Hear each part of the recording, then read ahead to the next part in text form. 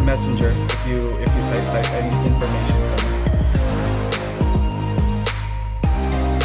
But we are live now. The link I sent you on YouTube, that will be the main broadcast.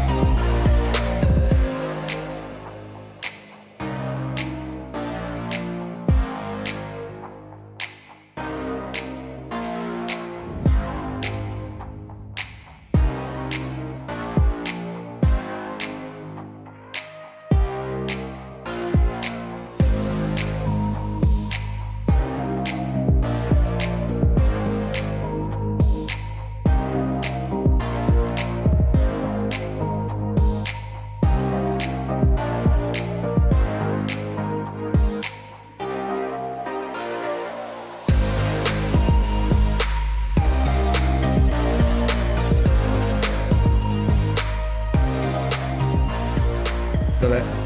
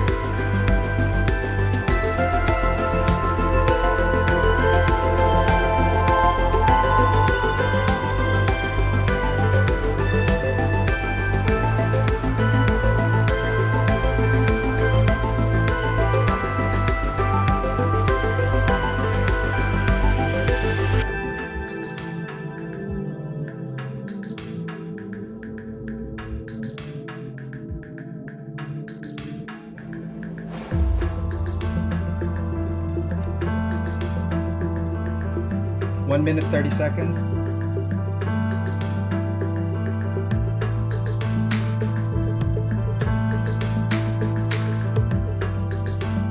Restart. Sorry, I can't do that. You're...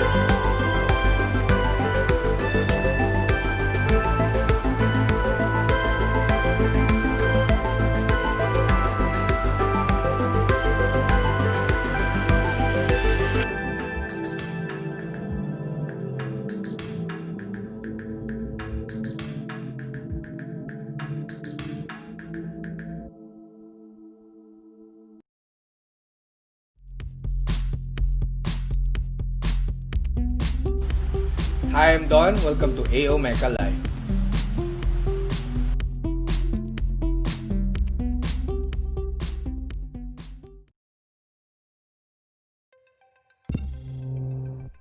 Hey, good evening, guys, and welcome to another episode of AO Mecha Live. It is a feature builder episode tonight. My name is Ariel, and you are tuning in to another good episode. We have a feature builder guest tonight that is, man, he is great. He is amazing. I've seen a lot of his tutorials, and I've seen a lot of his work. More so recently, he's been more active in the social media scenes.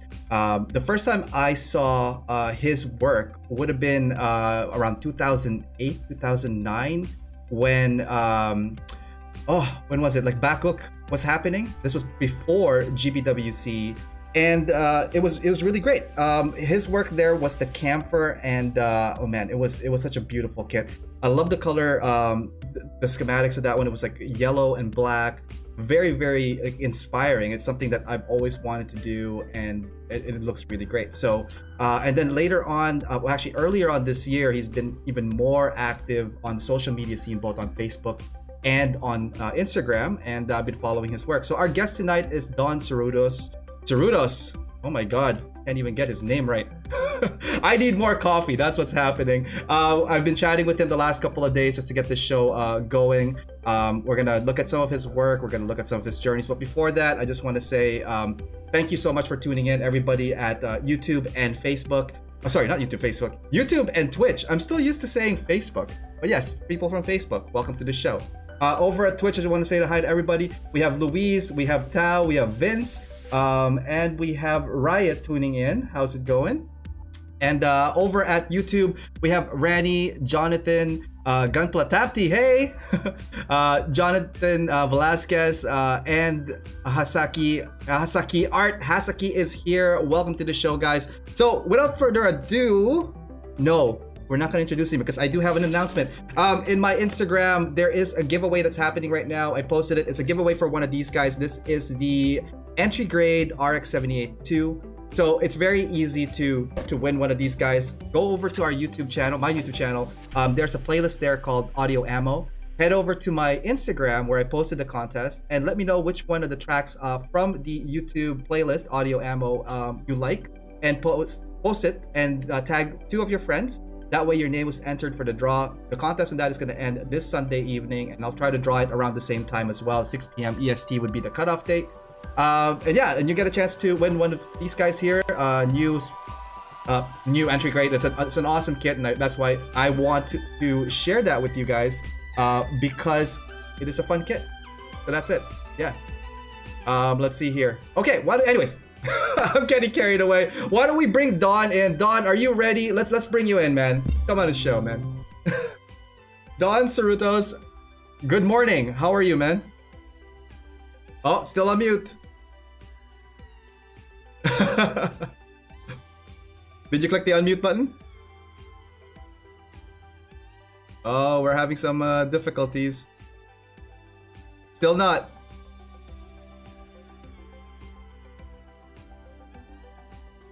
Nope.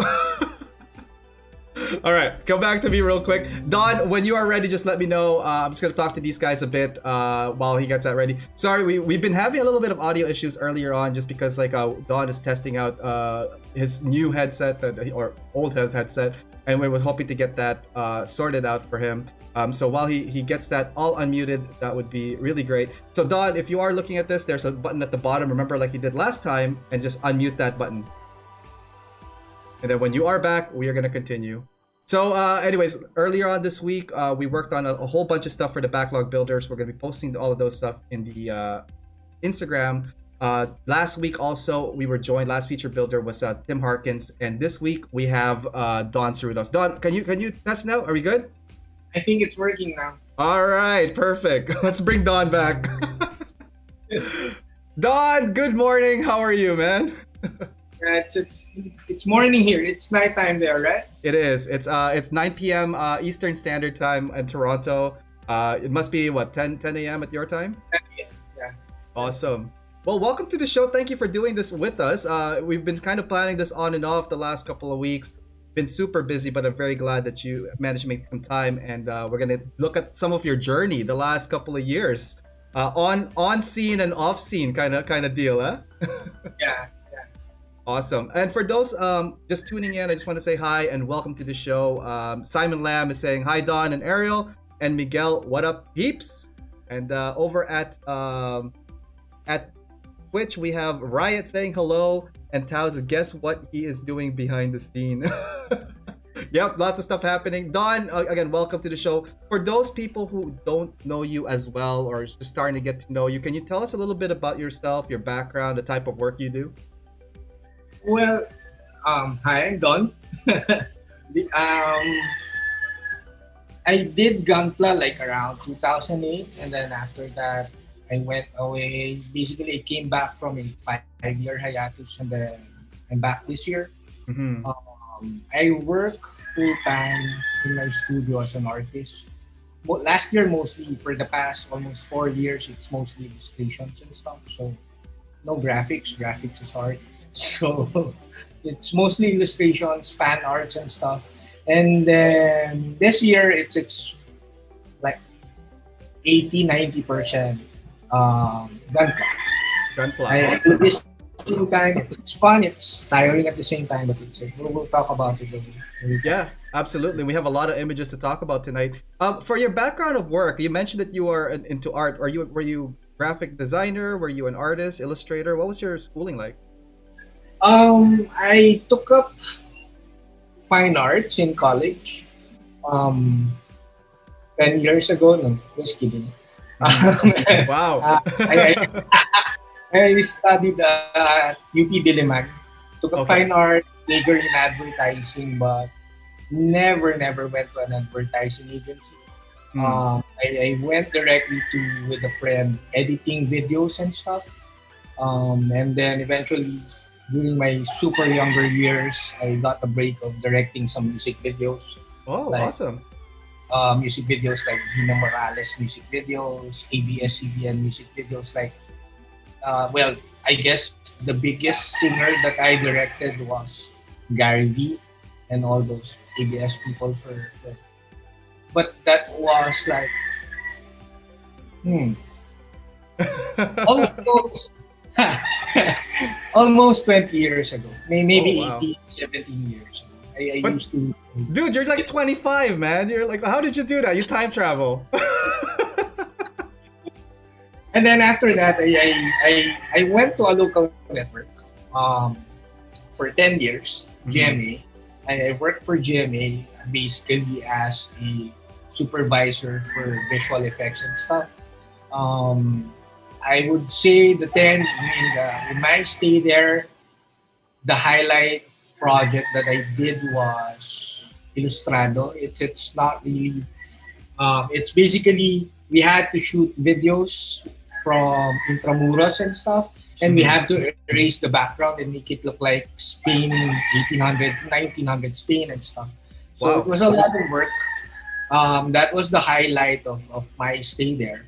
And then maybe a couple of projects which are animation projects. I led the drawing and stuff, and then all of my artists like did the animation. I did not do the animation. I just did the Wow. character. And the name of that series was Alamat. It's basically an animated series, and then basically those are the highlights of my stay at the local network, the GMA. And then for almost 4 years, or is it more than 4 years? I'm not sure. I resigned, and since then, since 2016, been doing full-time freelance work as an illustrator. Awesome. And we're gonna touch base on all that. I didn't know you had that much experience with media. That is really cool. All this time I thought you're just it's just some painter guy. He just like does, miniatures and stuff. I guess he's okay. I guess he's someone, special, I guess. No, Don, I worked for a while. I know, man. Like, you did a lot of various works. We're gonna touch base on that. Why don't we go to the slides real quick and we'll start there. So, the first couple of slides here, and is very interesting because you mentioned earlier on about your fine arts, your illustration background and graphics. Some of the images that we're gonna be looking at next will be some of your earlier work or some of your earlier and current work on illustration, right? Yeah. But before we get too far into that, there's a lot of people on the chat right now, and I do want to say hi to everybody that is joining us. Meg Vanderlee at Twitch. Lol, who has the roosters? She's saying hello. Put the roosters on. We're gonna interview one of those roosters later on in the show. We're gonna have one in the show. We're gonna join us. as the sorry, new guest. That Haro rooster is on fire. That is from Louise over at Twitch. Over at YouTube, Renovan is here. Wow, Don. A Gunpla, hi everyone. Hi Don. Mabuhay. Mabuhay sa mga kaibigan natin sa Pilipinas. Kamusta po kayo? At saka magandang umaga. Right? It's good morning in Philippines right now for everybody, all the Filipino brothers and sisters that are watching us. How are you guys? Mecha Painter is here. Yay, Vallejo! You're rocking the Vallejo shirt there, Don. Looks awesome, by the way. Uniform. The uniform represent. We're gonna touch base about the Vallejo stuff as well. Mobile suit hanger is here. Yo, Master Don. Hashtag always Vallejo. Bro Builder, what's up, dudes? Brian Denklau is in the house. Let's see here. J-Pop Studio Morning. Asaki Art. This guy doesn't age. No, seriously, he drinks the tears of virgins. At Simon Lam, it's 10 a.m. in the Philippines. Jonathan Velasquez, respect Philippines roosters, man. That's right. It's really cool to hear the livestock animal in the background. It's totally different than what we. I just read something on the side here. Show me the cock, Ayo. That's from Meg. We will be showing some kind of cock tonight, but it's definitely gonna be plastic, unfortunately. Let's see here.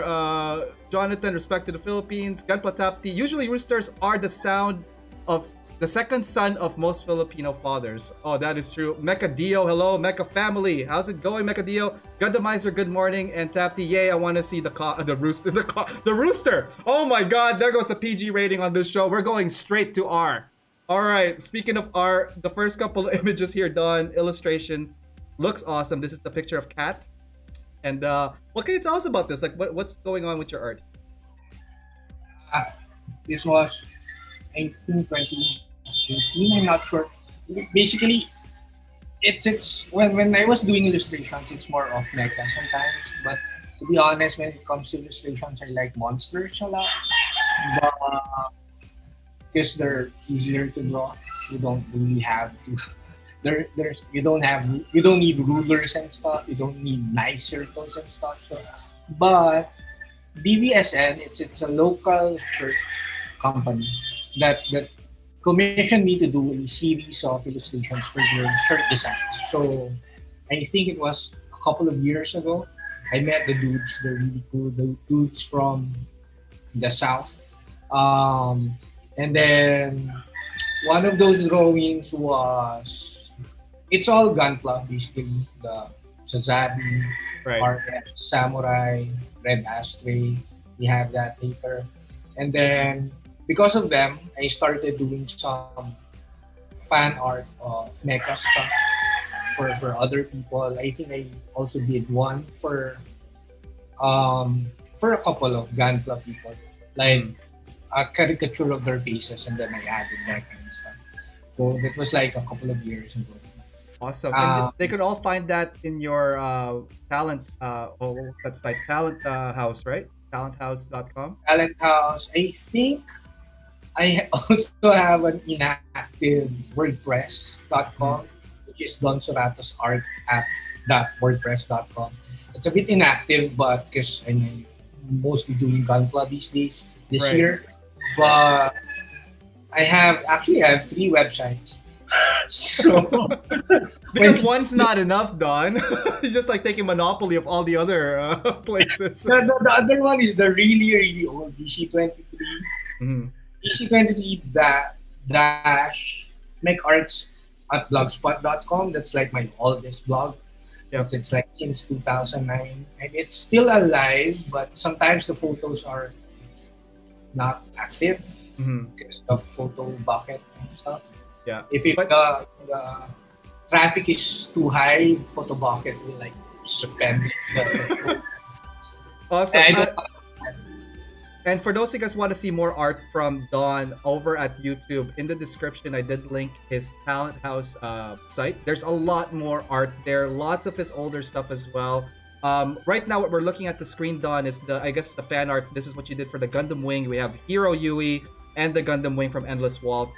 Looking great. Is this a commission or is this just a fan art that you did? Oh no, it's just a fan art. I love the Wing series, of course. It's to be honest, it's the only series that I don't watch. I need to watch. fully watch the series. The other series I watched sort of, just I did not watch the full season of the other series. This one I finished it because this was like telecast in the whole world. Awesome. When we were Yeah. young. I So find I'm that a big fan of the new series. I find that a lot of people started with Gundam Wing as well. That's kind of like the generation where, media is being more accessible. DVDs is just becoming, more popular again with the selling. Also in North America, Gundam Wing became In the local network, actually. I Yeah. think. yeah. it was. It aired here as well and was also dubbed in English because did you watch it in Japanese sub or did you watch it in English? No, that's one of the reasons why I don't watch the other series. I don't like reading while watching. Oh, okay. So you just waited for the the dub. Yeah, I wait for the dog. I just like the visuals. I hate reading. Although I read fast, but I won't appreciate the visuals as much. Absolutely. And so the next couple of art here, there was some graphics you did for lore. What's this one about? That one, I think last year I started joining competitions by Talent House.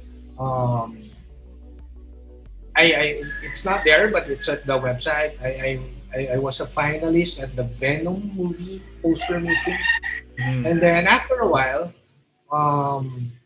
eventually Paramount Pictures, they commissioned me to do the Pet Cemetery alternate poster for the Philippines. Yep, I have that on the screen now. It looks amazing, by the way. Yeah.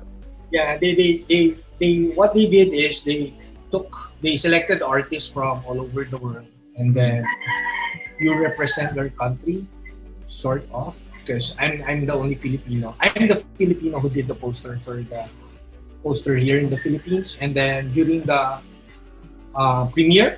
Yes. During the premiere, they gave away like a small postcard and stuff of the poster that I made. And then in the other countries, it's different artists, of course. Wow. For the Philippines, this was the alternate poster. It looks So it was awesome. fun. It's really awesome, and the pay was really good. And Did you watch the movie while you were doing it? no, but they gave a trailer and a bunch of clips via Google Drive, and like tons of photos that you could like be inspired. But you cannot use the photos, of course. You have to use them. Absolutely. Well, it looks really good. The next couple of slides, Dawn, we're gonna dive back into model kit. But before we even get to that, do you remember your first model kit that did you build? Oh, I don't remember because that was like 12 years ago. But I used to collect like the small HG wing kits. Ugly ones. Ugly in terms of today's standards, of course. But I had those way back 2000. Been like early 2000, before 2008 then. Yeah. No, around 2001, 2000. I used to collect those small 144 wing series, the Leo kit, all that. But when I got married, we transferred house, and then it got destroyed by my nephews, my cousin. Oh no! So, did you destroy your nephew after? Yeah, I did. Okay, good. The other guy, for an eye. the other dude doesn't have a leg, so I did to them what they did to my kids. So then I went back. I went back into the hobby when an office mate at the local network told me that the newer kits are really cool because they're bigger. Okay, yeah. I forgot which first 1:100 I bought back in 2008. Then he also told me, because we were like in the forums most of the time. Yeah. He told me that there's a competition. So I joined my first same year, 2008. It's at a local mall. I think they call it mid-year competition. So I did a 1:60 extra. Okay, the 1:60 extra I painted gray and black and put wires and stuff. And Nice. one like in the open category. I forgot the categories. Anyway, it's a new challenger, I think. New challenger category, whatever. So I won gold there. And then I heard about Bakuk because of the website. There was a Bakuk website, bakuk.com. Yeah. US based, I think Fict and Fu created the website. Pitch and Fu. Yeah, that's an older name. Yeah. Yeah, Michael. He did the website, bakuk.com, and then when we saw it, we realized there's a competition. So the same year, I got my first. No, not my first. My first MG was an MG Freedom around Feb 2008. But then by August, I bought the Camphor, which is a beautifully designed kit. But I'm working on it right now. Again, after 12 years, I'm working on another now. The seam lines are horrendous. Yeah. It's really bad. The seam line was like here and the leg part. Yep. The guns and stuff. It's supposed to be. It's the design is really nice, but the kit is really bad. So anyway, and as I've said earlier, I don't really watch the franchise except for the wing. So it was yellow and black mostly because I don't care with the backstory of the kit. We're gonna get more into the Camphor story in a bit because like that's your entry for the Bakuk. We have images of that actually. We do have a question over at Twitch. What is your favorite wing kit? Back then it was, I forgot the names. I'm sorry. It's the blue and red one. The Mercurius and V8. Yes, those kits. I love those kits. They're really small. They look alike. Yeah. But they're like the yin and yang kit. I don't know the backstory, but I love those kits. They're coming out with the P Bandai release soon, actually, in the next couple of months, because it was announced earlier. So if you love that, I think you should pick up a kit and then show us what you would do to it in your with your style. 144? 144, yeah, P Bandai. So you might want to pull some strings and get your hands on a set of that, man. I will get that. Awesome. Let's go jump into the Gundams. But before we do that, I just want to say hi to everybody that's on the chat right now. From Neon Wave, we got it, Mr. Rooster. It's morning where you are. The picture has more emotion that Hiro Yui did in all of Wing. That's from your fan art earlier on. That comment was from Neon Wave. Question for Don here. This is from Hasaki Art. Why did he got away from Gunpla so many years? We're gonna answer that question a little bit later when we get to a little bit more onto the show. Simon Lamb, sadly I'm the 1 year war generation. Yeah. Let's see here. Also from Neo Wade, sad news, the English voice actor Troa Barton, the pilot of the Heavy Arms, passed away a couple of weeks ago at the age of 47. He was also the original English voice actor for Goku in the Dragon Ball Z story. Oh, that's... I remember seeing that on the feeds. It is a very, very sad news. From Gunpla Tapti, 2001 was when I am in elementary. I used to buy small kits, like the 2-3 inches high one, when my passion started. Oh, that's awesome. But stopped, got into it, work, and then back again in 2016. He needs to finish that high new with Kenny first. We're going to get also to that, not just the high new, we're also going to get to that Faz as well, right? Okay, so let's continue on. Right now, the first image we got here, Don, is the turn A. So it looks like a turn A head. What do we got here, man? 135 scale. I just saw Hasaki and the turn A. Yeah. I've known Hasaki for like since the forum days. So. Oh, really? Yeah, Hasaki is awesome. He's been like very frequent watching the show. Thank you for joining us, man. Really appreciate that. So shout out to you from your OG mate here, Don Suratos. I think Hasaki and I are the same age, 31. Anyway,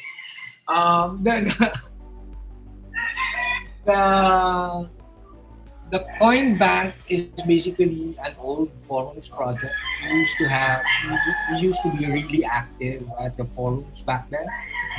Back in, I forgot, 2009 or something like that.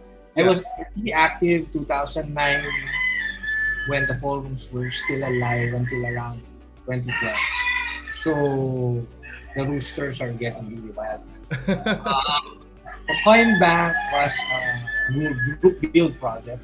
I'm not sure why I used the term here. Basically, it's just a group build project. I used the coin bank. It's really, it was so difficult to describe because it was soft and rubber. And then I just weathered it like with the pigments and stuff. I'm not really sure if I'm using Valleos here, but I might not. I used to use Vallejo to dirty up my Lord of the Rings toys. Mm.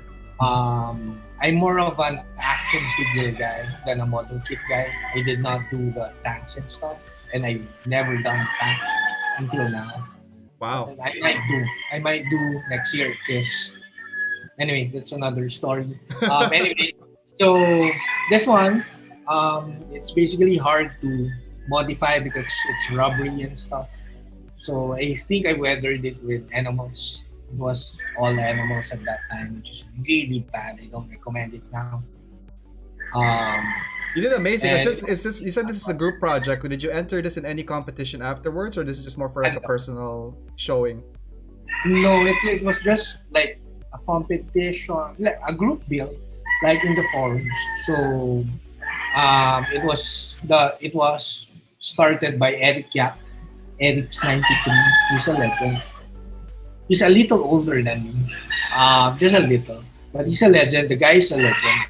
He started this one. The group had Zero Guns. It was Zero G forums, and then that was it. We did a lot of group builds back then. Nice. But my other builds are not good. So So- I'm not From what I'm looking at the custom here, really well done. Love the weathering. Like what are some of the paints you use? So you were mainly working with acrylics at this time? No. Definitely this was primed with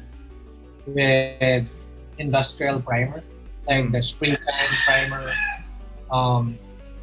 industrial primer, and then I'm pretty sure it was Tamiya and stuff. Right. But Vallejo pigments definitely, and enamels, Tamiya enamels. So, The base looks really great. You have some figures. Oh, this is obviously a 135 scale. There's a question from Twitch. What is that kit from? Is it a kit or is it a toy? it's a coin back. Ah, okay.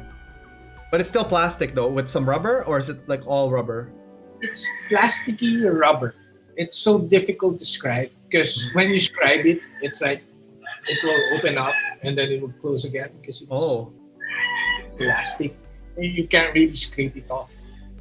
Interesting. So the scribing is inconsistent, the width and stuff. So, But the weathering looks great, by the way. I love the rust, the scenery, and like having scale people there gives it like that sense of like size to it.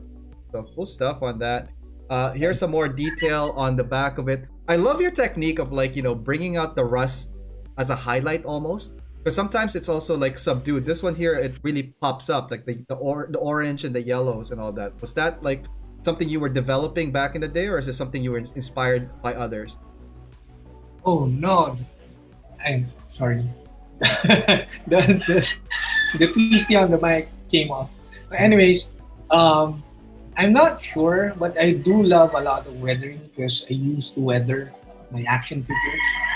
So it's something that I really enjoy because toys, coin bank, action figures, they're really, really clean. Yeah. So once you do a bit of weathering, they look a lot nicer and closer to the movies.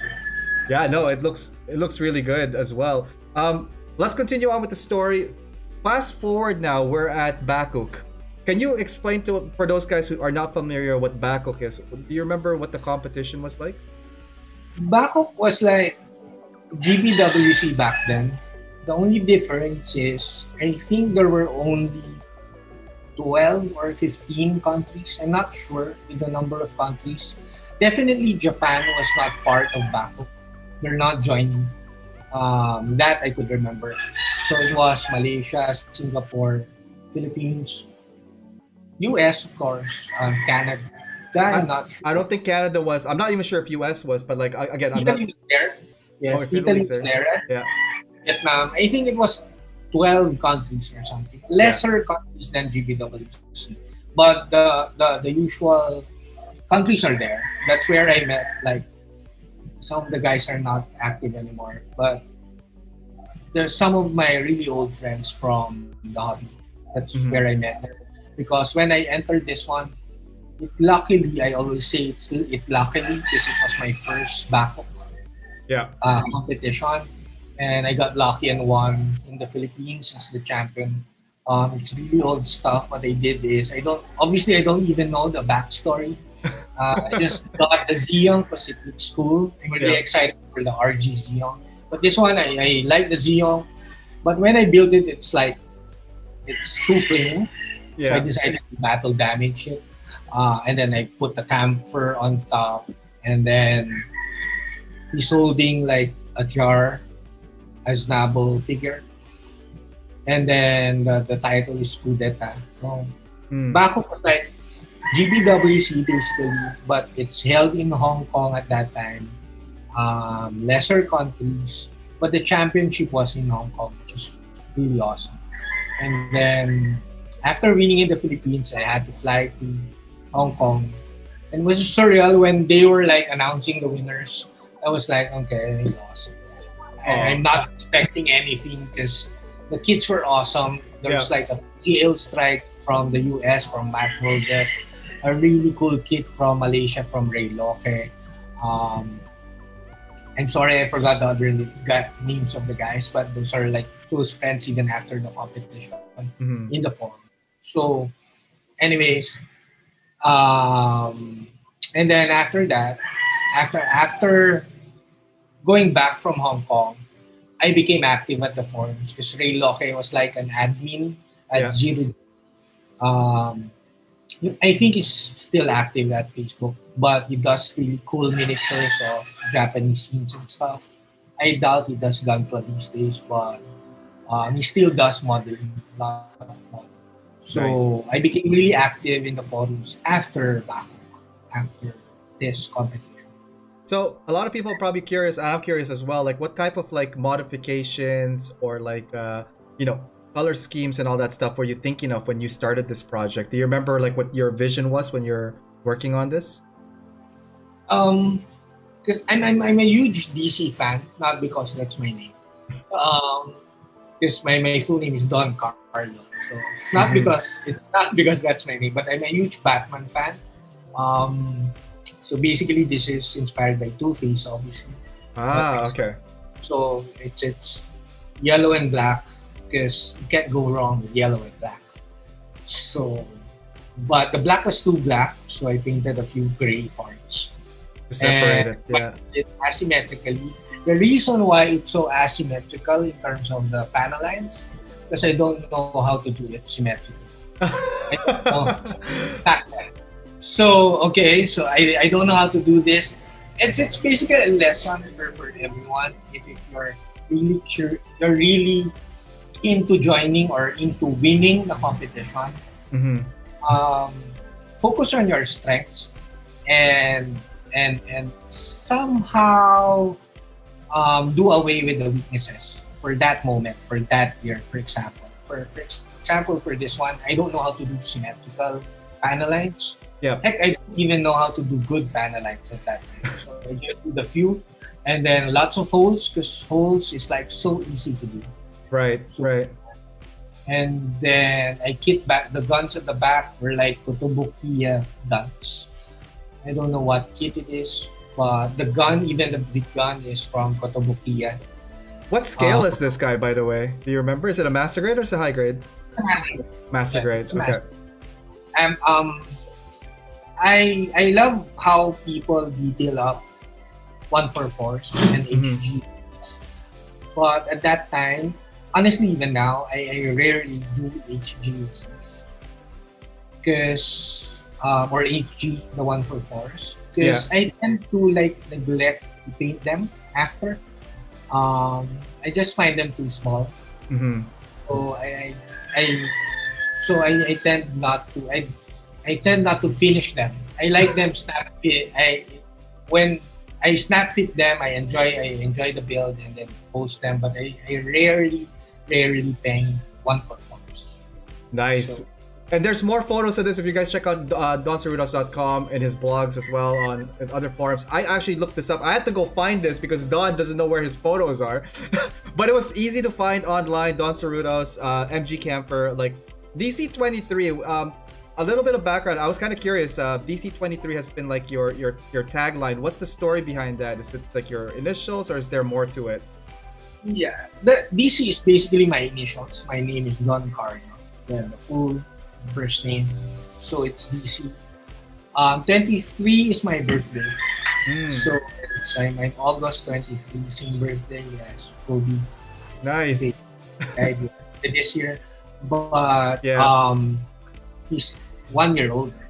But that's basically it. And during the forum days when it's all about the nickname or the forum name. So I was DC23. And some forums, if they don't allow that name, all caps, and it's too short, it's Don C0023. Basically, it's just my name and my birthday. Nice. That's basically it. And the neck arts, because I don't like. I wanted to treat Gunpla as an art. Basically, ever since. So I call it art. But I know that I won't do just Gunpla, so I need it neck. And that's the same thing how I feel, especially when I was creating the name for AO Mecha. AO is also my initials, Ariel Abtunala. And Mecha, because it's just more, it just opens up the options a little bit more, not restricted to Gunpla or Plamo or anything related that's with branding. So I could relate with that. For those of you guys are wondering, a little bit of a background, especially with Filipinos. The male and female, we have two names typically, right? Like typically you'll have, your boy John, your I don't know, Carlo Thomas, or like it's usually like related also with like saints, right? Like they have the saint name associated with that. So for those of you guys are wondering, I actually have two names. And I've never really used it since I went to Canada, but my full name is Ariel Joseph Flores Optinala. So AJ was my initial back in the day, but like it didn't flow when I moved to Canada. It was just when I say Ariel Joseph or like AJ, it just didn't flow. So I was like, everybody here is like only one name anyway, so I just kind of like lost it. But I didn't know you were Carlo, so that was also cool that I got to know a little bit more about you on that one. Carlo Miguel over here at YouTube. Let's go read some of the chats. Actually, it's very lively right now. So on the Twitch streams, there's a lot of cool builds. Mecha Rod just like bought some chip points, his stat points at stretch. So I'm just gonna stretch real quick. Posture, Don. If you want to stretch, feel free to. Let's see here. From Quinn. From Quinn. That's an awesome camphor. God damn, Don, your hobby setup. One background looks spectacular. Mecha Ron following Don now. True. We have 4 first names. Yeah, we have like 4 first names at some point. And Quinn is like, one name. Speak for yourself. My family has given me 7.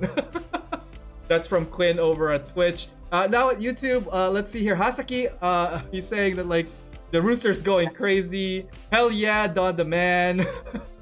Hasaki art is 2008. Wow, that's some OG stuff happening there.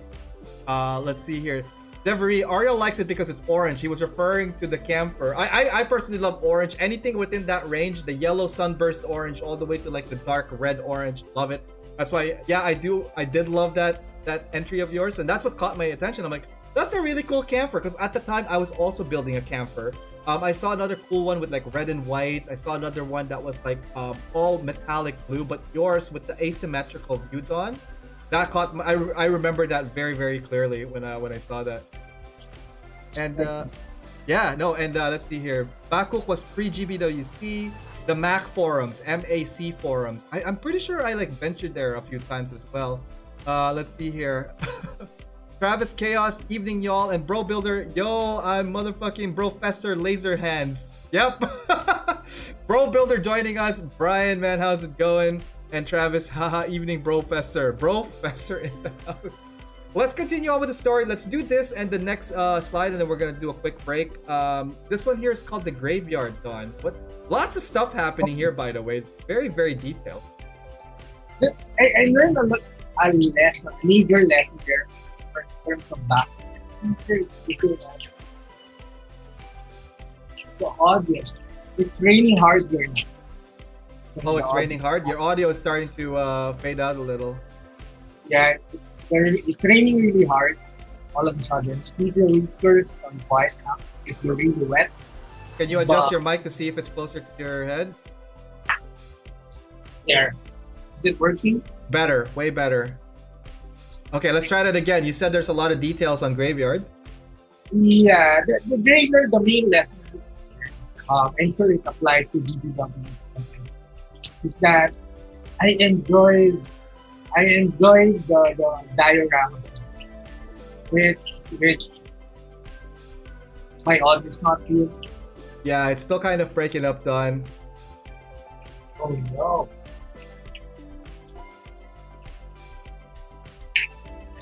Hello? There we go, okay. Clear? A little bit better. Just talk a little bit louder. Let's see how that goes. Okay, it's raining really hard to control the audio. Okay. So basically the graveyard. The graveyard was like in 2009 MC at Bangkok. So 2009 Bangkok, okay. Yeah, it's after winning the World Championship at Hong Kong.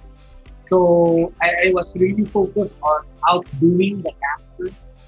But the problem is I enjoy the dioramas so much, which are like, it is like a minus point in terms of BBW because they have to grade the main kit.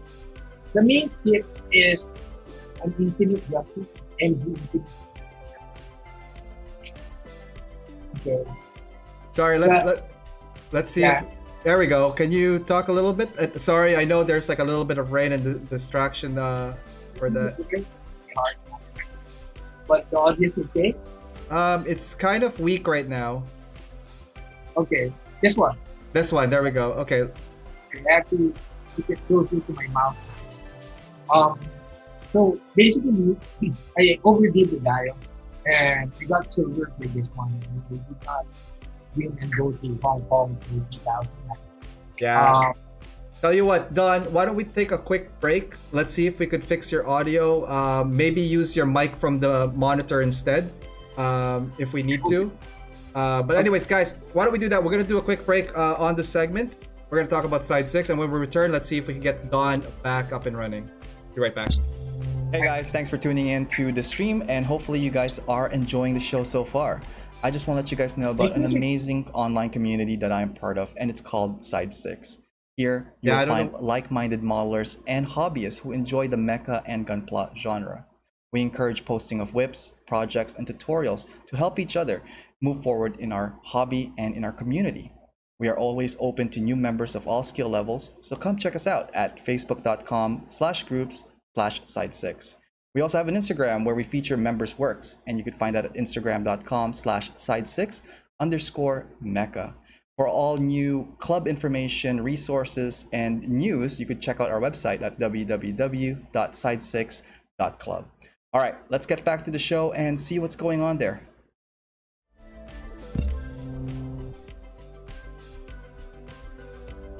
Welcome back, guys, to AO Mecha Live. This is a feature builder episode. Tonight we have Don Suratos joining us. We had a little bit of like a mic issue, so we just try to like fix that right now. Don, let's give it another test. How are we doing? Yeah, is my audio better now? A lot better, a lot better. Okay, so what we're talking about here, the details in the diorama. You love the diorama scene. That's why this is very, very clustered with a whole bunch of like details. Yeah, it's a bit too much especially for Bakuk and GBWC, because you have to focus on the main kit, because the judges will tend to judge the main kit, and everything else, the diorama, it's just part of the presentation and the overall presentation. That's like 30% of the judging. This one I overdid the diorama. I still love the work, but I got silver. I lost by 0.2 points. I will never forget that 0.2 points. So you lost some points? 0.2 points or something. That's from the judges? By the judges and the eventual winner. The eventual winner champion of 2009 was really good. I think he did a really fat hit. I forgot the fat hit. GPO2. Okay. Yeah, that hit. But this one I did a MG Infinite Justice. To be honest, I'm really weak when it comes to the thin gunpla. I'm not comfortable designing thin gunpla. I like them fat and bald. I like the GM kits. I like the fat bald. So I'm most comfortable customizing them than customizing these thin kits. That's like the barbell. Well, So, it looks really good too. It's very detailed. Lots of stuff here. What are like? There, I saw some wood. I saw a lot of figures in here. A lot of those scenes, are they things that you like created from scratch, or did you like use any type of like pre-built items on this for the diorama?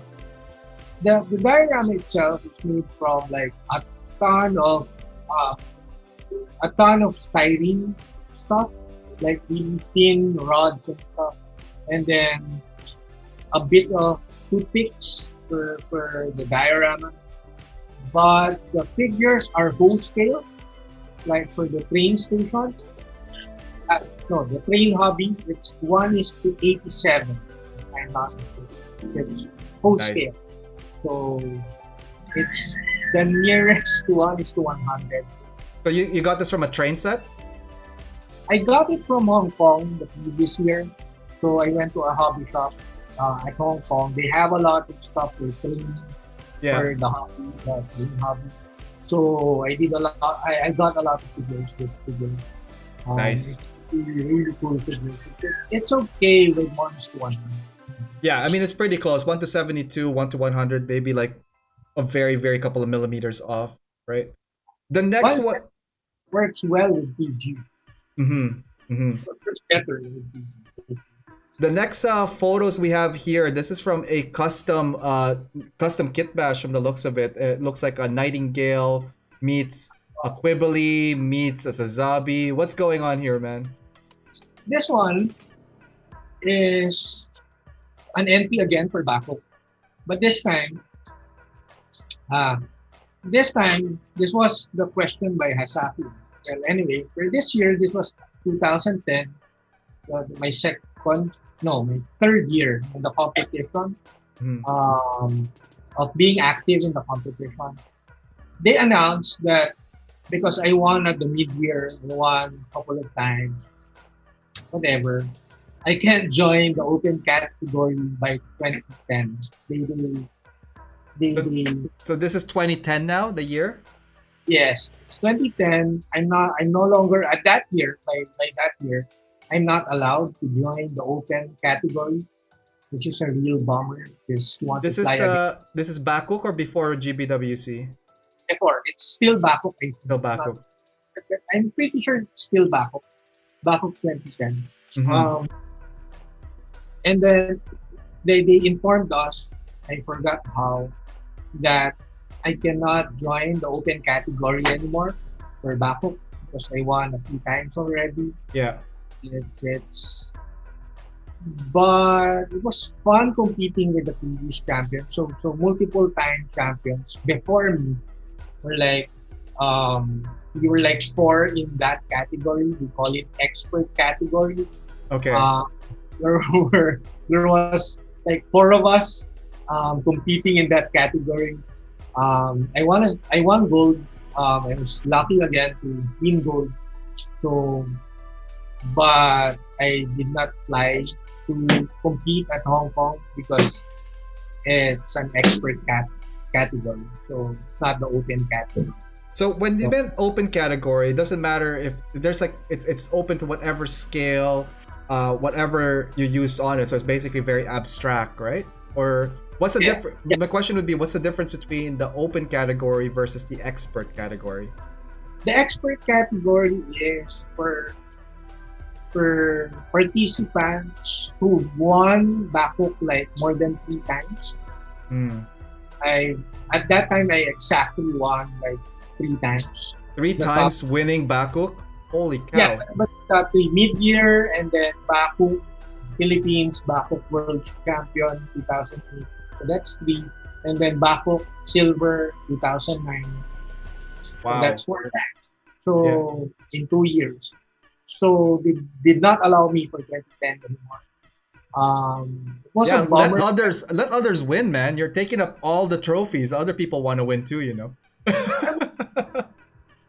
But it was fun. It was really fun. Competition pushes me to do more. Yeah. It's like adding more trees, adding more details. You tend to do things that you're not comfortable doing, or you practice before doing it for the competition piece. Right. It's like I'm slowly doing kit bashes and stuff with this one. If you could see with the camper, it's just simple kit bash with the guns, with a bit of holes and a bit of panel lines. And then the diorama by 2009. And then this one dio and a lot of kit bash in a way. And a bit of scratch building with a huge skirt. We call it big balls at that time at the forums. So it's like wow. So I won a gold medal with this one too. I hate medals. It's difficult to do. So anyway, trophies are better. It looks cool. We have a couple of questions here. Can you tell us maybe a couple of parts you used for this kit? It's a lot of kit bash. Obviously, a lot of them are very noticeable. If I was to guess, definitely Cubally. I see the Nightingale. Going back here to the detail of the arms here, like GNX. Like, how many parts did you mash with this thing? No, the shoulders is Quibbly, MG Quibbly. GNX, the chest. Yeah. The round chest is epoxy putty. Oh, that's scratch built. Okay. Yeah, it's scratch built. The skirts are scratch built too. Nice. And a lot of Kento pens for the backpack. So there's a lot of fuel tanks back there. Definitely like overdone with a lot of. This thing could fly around the earth, no problem, right? Love the details on this one, especially the architectural parts. The hanger, the stand, and all that stuff. Did you look at like references? Like what did you base this off? Like the diorama from? Yeah, it's basically backstory for this one. I think it was a secret project. The title of this build was Gilgamesh Project. So I forgot the exact backstory. I posted it somewhere in my blog. Yeah. But it's like a secret project in the Antarctic or something. So they had to dig holes and create like a temporary hangar for it. This is a secret weapon by whatever country I forgot. So that's basically the backstory of this one. This is a very heavy diorama. You also have like snow, you have trees, you have people. It feels very, very much like a realistic, diorama. Like, how long did you think you took to make this? If you don't mind me asking. During the time when I was active in Bakuk in the competition level, I usually start around July. I usually buy the kits around July. July, okay. And start roughly around July, but basically start by August. August until November, like I sleep really late. I work on it every day after. Oh my God. Yeah. So it's basically 2-3 months of working on the project every night after work. So it's a lot of work. It's a lot of work for the pieces. It is, and it really shows. I mean, congratulations on finishing it. It looks really, really great. We do have a question from Twitch. What did you use for the Snow Dawn? The terrain is so well done. That is from Quinn over at Twitch. Oh, if I were to do this now, I'll use Valero. Okay. Vallejo But- promotion right here. That's your. I'm surprised you haven't been promoting Vallejo, but we're gonna get more into that in a bit. So what do you remember what you used for this one? A quick tip: never use Elmer's glue because it's not sturdy enough. So Okay. I'm not sure I remember. You can use Elmer's wood glue, but the problem with that's yellowish. Hmm. But so with this one, I use, if you know, Pledge White and Shine. Wow, pledge for this?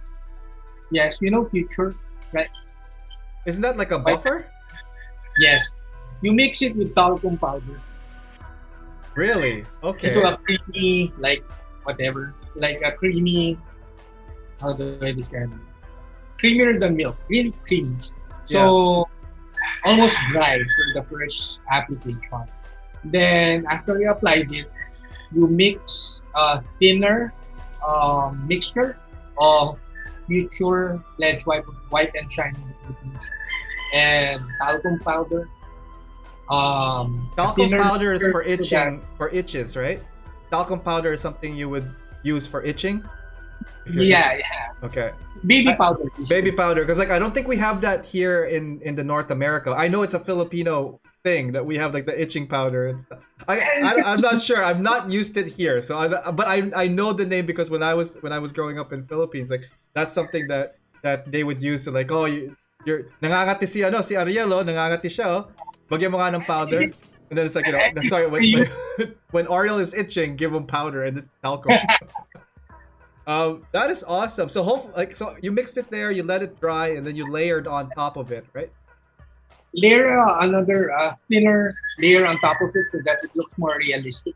Mm-hmm. Because snow is like, I don't remember how snow looks like. So I went to Canada like when I was four Oh, you've years been to old. Canada. I did not know you've been to Canada, man. Yeah, when I was 4, I don't remember. Oh, But okay, okay. I keep photos. But you have to apply a thin layer so that it's smoother Yeah. than the layer. Let it dry for overnight. And to this day, it's really hard. It's rock solid. Hmm. Really good stuff. That's awesome. And somebody's coming into the garage now. Next couple of slides, Don, on the stories. We're gonna look at the couple of challenges. So back in the day when you were on the forums of Mac and all that stuff, you made some friends in there. One in particular, Kenny Lau, toy maker. You guys had a little bit of a versus competition, right? We're looking at the O now, version DC23, and you were telling me about like how this came about. But like for those guys who were not familiar with this, what is the year and what was the challenge? Well, basically, the O was, remember when with the Gilgamesh project, I'm no longer allowed to join the event category. So, What do you know? Do you remember what year this is now? 2010. This is still After- 2010. Okay. No, Okay. 2011. 2011. I'm not That's another- Okay. But basically, it's after the Gilgamesh project. So what I did is I told Ken, we're good friends online. That's Toy Maker, for those of you guys who don't know. Amazing, amazing builder. I'm trying to get him on the show. Do you think Kenny will do a show? Should we? Hey guys on the chat, do you guys want to see Toy Maker on the show? Let me know. knowing Kenny, Yeah. knowing Kenny, I'm not sure. He's really shy. Yeah. He doesn't look like it, but he's a shy guy. So I met him in person. He went here to the Philippines for Mac Forum. Anniversary, 1 year anniversary of our forum, Mac Forum. Back Right. in 2010. So Kenny Lim, Ed Montero, Waylander, and Izaki, for the 4 guys, went here to the Philippines Oh, nice. at my house, and we did the anniversary. And then after that, after meeting him in person, we became closer. Kenny and I tend to talk about everything. Even today, I talk with Ken. So after meeting him, we decided to do the build-off. The build-off was like, I was telling Kenny, I'm no longer allowed to join the open category, which is a bummer. I need motivation to build a really, really big one because the competition will no longer motivate me because I can't compete in the World Championship. So he agreed to do the build-off so that we basically pushing each other to keep the passion alive because Yes. we're getting a bit like it's been 3 years. Kenny's has been doing Gunpla way longer than me, like around 3 or 4 He's 5 still years. active up till today too. Like you, he's also building still. I'm not sure if he's into competitions lately, but I've seen some of his posts over the years. He's been very active as well, so that's cool. So before we get to that, like the kit that we're looking at here is the O. You both did the O at the same time? Yes, yes. We did the old at the same time. I did a lot of scratch building with this one because it was a face-off. So I was treating it like it's backup or more than backup actually. Right. Because I out of respect from Ken, you should like give everything that you've got. So, but then again, of course, he kicked my ass with this build off. I always tell him that. So, but then again, I did not learn my lesson because I asked him for another one this year. Yeah. But We're gonna get to that after this. Actually, I have the images from your whips on that one. So when you are challenging Kenny, do you have an idea of what he's gonna do, or you guys did not see each other's work until the end? we posted at the forum. So it's also a way of making the forums active at that time because there's no Facebook yet at that time. But build offs makes forums really active because people will get to comment or suggest stuff, and people enjoy it so much. So we posted to the forum so we see each other's progress. Friendly competition anyway. So we weren't keeping secrets at all and all that. But it's kind of overwhelming when you see updates from the other guy. Yeah. Like you have an initial plan and then you see his updates. Okay, I need a bigger butt. Okay, I need a bigger crotch. Okay, I need a bigger leg. So everything just keep going bigger and bigger. We just did a 360 of your build here, and it looks awesome. Totally different style than Toy Maker. So Toy Maker, for those of you guys who are trying to figure out who's who here, which one is yours here? Which one is yours, man? and mine is the big butt guy. The big butt? He also has a big butt, but it's like really low. I think he used a PG strike here and combined it with the mine is mostly the armor parts and flat built. I had to make them bigger. It reminds me a lot of like the Ma-K style, like the very like weathered, very like almost like that the manga concept designs. Did you have? Actually, it was heavily inspired by Calamity's work. Okay. Because Calamity was also active in the forums back then. We were all active in the forums. They were like a bit older than me, and I keep on asking them, or like complimenting them in their awesome work. So I was like the younger guy back then. So you were the younger guy back then. Holy cow! And these guys are still active. That means they're pretty like older than most of the new generation.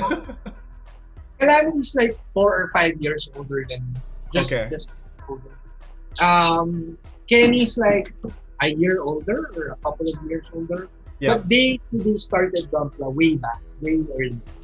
So probably the same time Simon Lamb did it, because Simon Lamb is like OG. Yeah. Action Man just followed us on Twitch. Action Man, Adrian, thank you so much for doing that. Welcome to the show. Sorry, I just have to mention some of our new followers. Question for you here, Don. When you were looking, of course, you look at some inspiration from Calamity and all that stuff. What would you say is like the most unique thing you did here? Like, what did you were so proud of when you worked on this thing? Oh, definitely it's the butt. Because that's made of styrene, like 0.5 Tamiya flat-plate. Then I have to force it to that shape. So I had to put a lot of like support underneath, and then force it to think like that and heated it up and all that. Yeah. So definitely the butt and the crotch. Yeah, and the crotch. It's definitely those things. Let's take a look at the crotch real quick. I love what did you use to make them bigger? Is it all plot plates or is it all like putty? It looks pretty like thick. The base layers are mostly flat plates. I usually use 0.5. Sometimes I use 1 for the most basic shape of the scratch build.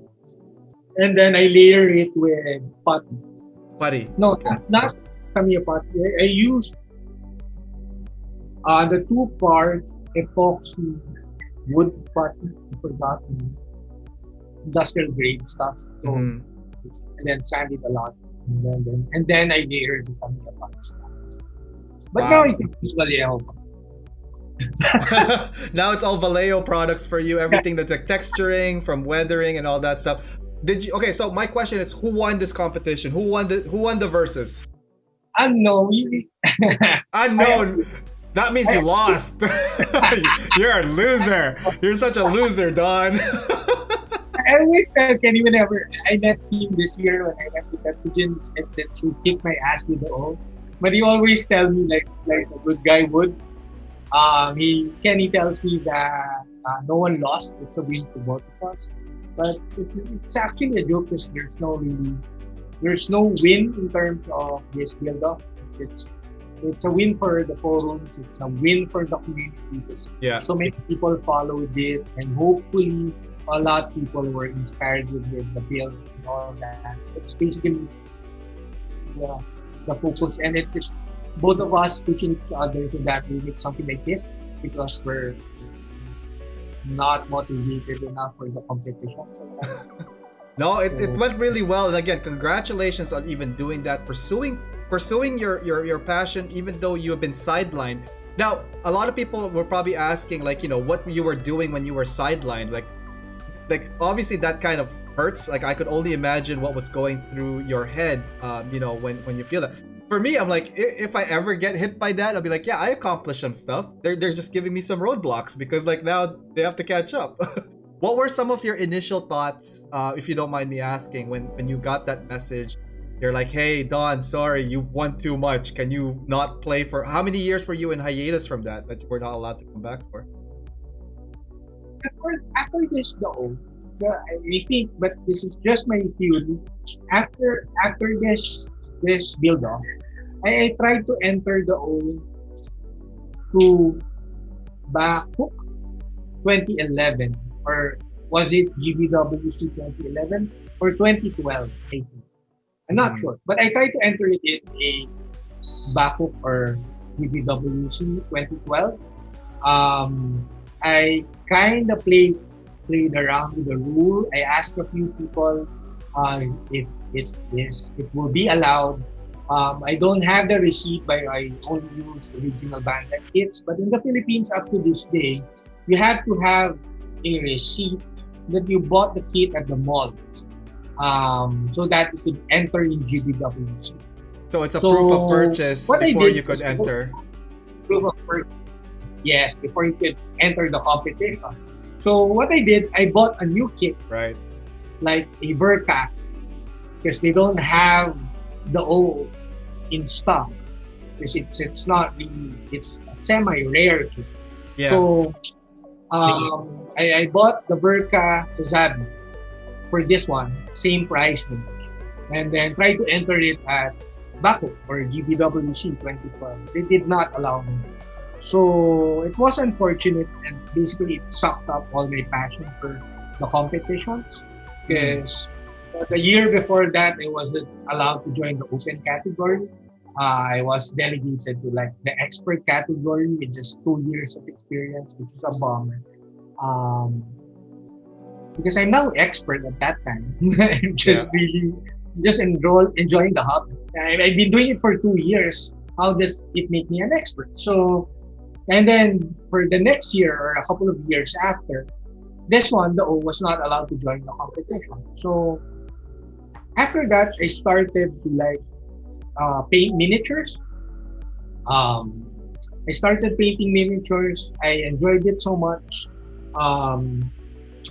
But at that time, because I think it was because of the O and the series of wins, and I was really active at Instagram and at the forums and at my blog. And I really, if it's YouTube now, I was like the loudest blogger at that time because I talk a lot. Like I blog every day.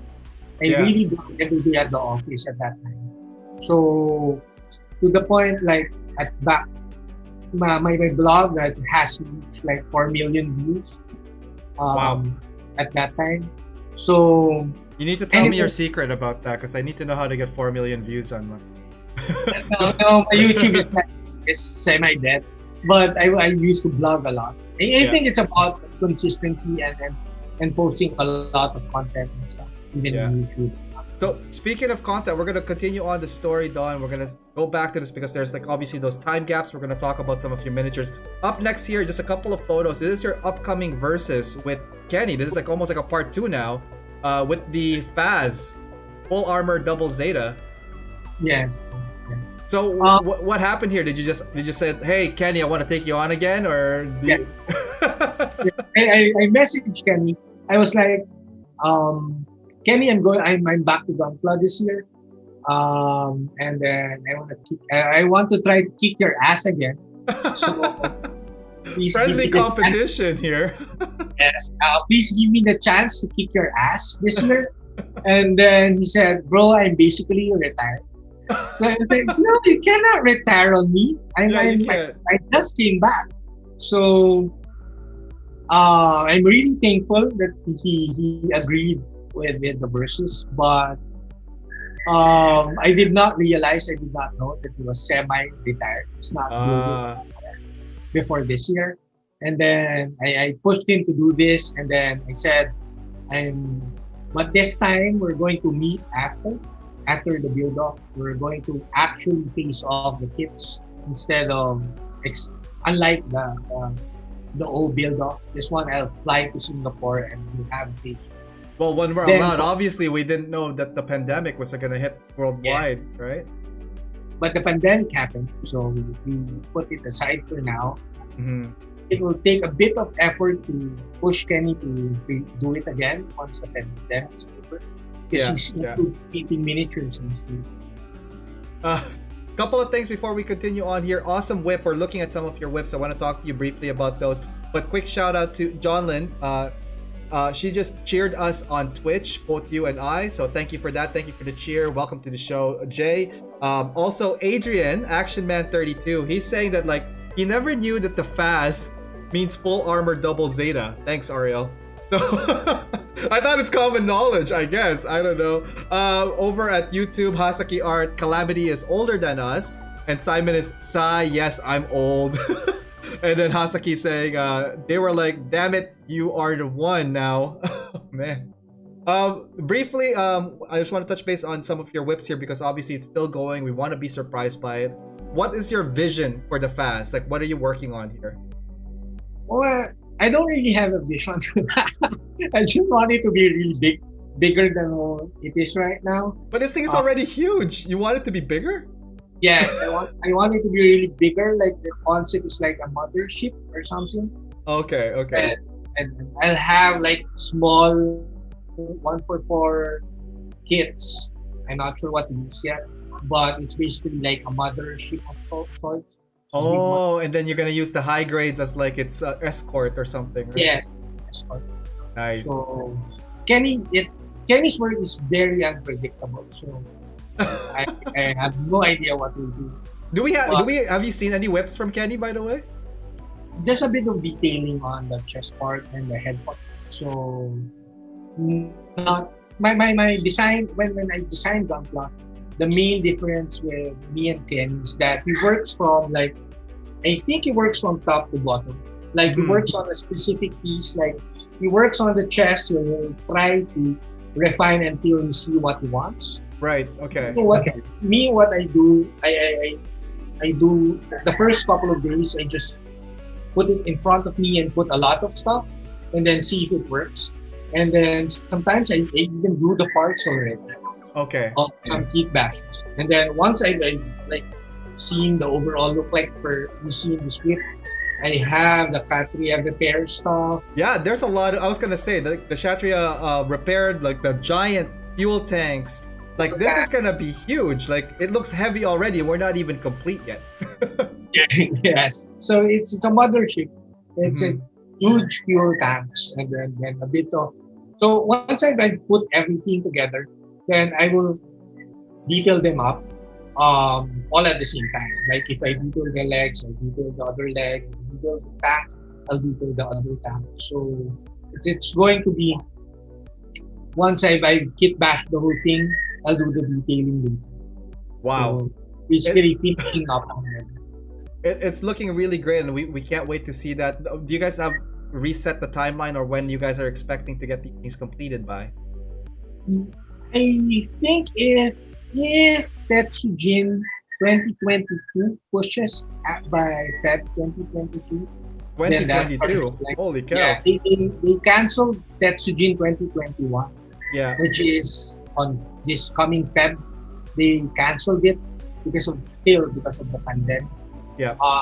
Because of that cancellation, the deadline is like moving way by 2022. So just because we really wanted to meet with the Finnish kids, I'll fly there. So we have awesome photos facing each other. Not us. Awesome. Like yeah, the other competitors. Moving away from Gundam, thank you for that. We're gonna follow them as well, guys. Follow the versus updates from these guys when they're back at it. Something on the next slide here, Don. Something completely different, and we're gonna touch base on non-Gundam stuff in the next while. The first image that I got here is a Wiki Mouse. That's what it's called, a Wiki Mouse. Yeah. It's a designer toy designed by another forum friend, a local forum friend, Wuji. I just call him. I keep on forgetting his real name, but because he was really known as Wuji at that time, so he started doing designer toys and stuff. And I think maybe a couple of years ago. Yeah. And then he's an old friend, so I told him when he asked me, would you want to be part of like the group build in which you will customize the Wiki Mouse, Wuji Mouse. So Wiki Mouse, he calls it Wiki Mouse. So it took me like a week or so, and just created a Yoda version, like, and I called it Yoki. Then after the event, it was there was a bid and people bought the designer toys. Oh really? Yeah, it's no longer with me. So, What part of this did you do? Did you do the painting or did you do the design? No, I cut off the ears and then made like the flat plate ear and then put a lot of epoxy there. Or epoxy, created the Yoda ear. Other than that, basically created the photos and then painting. Wow.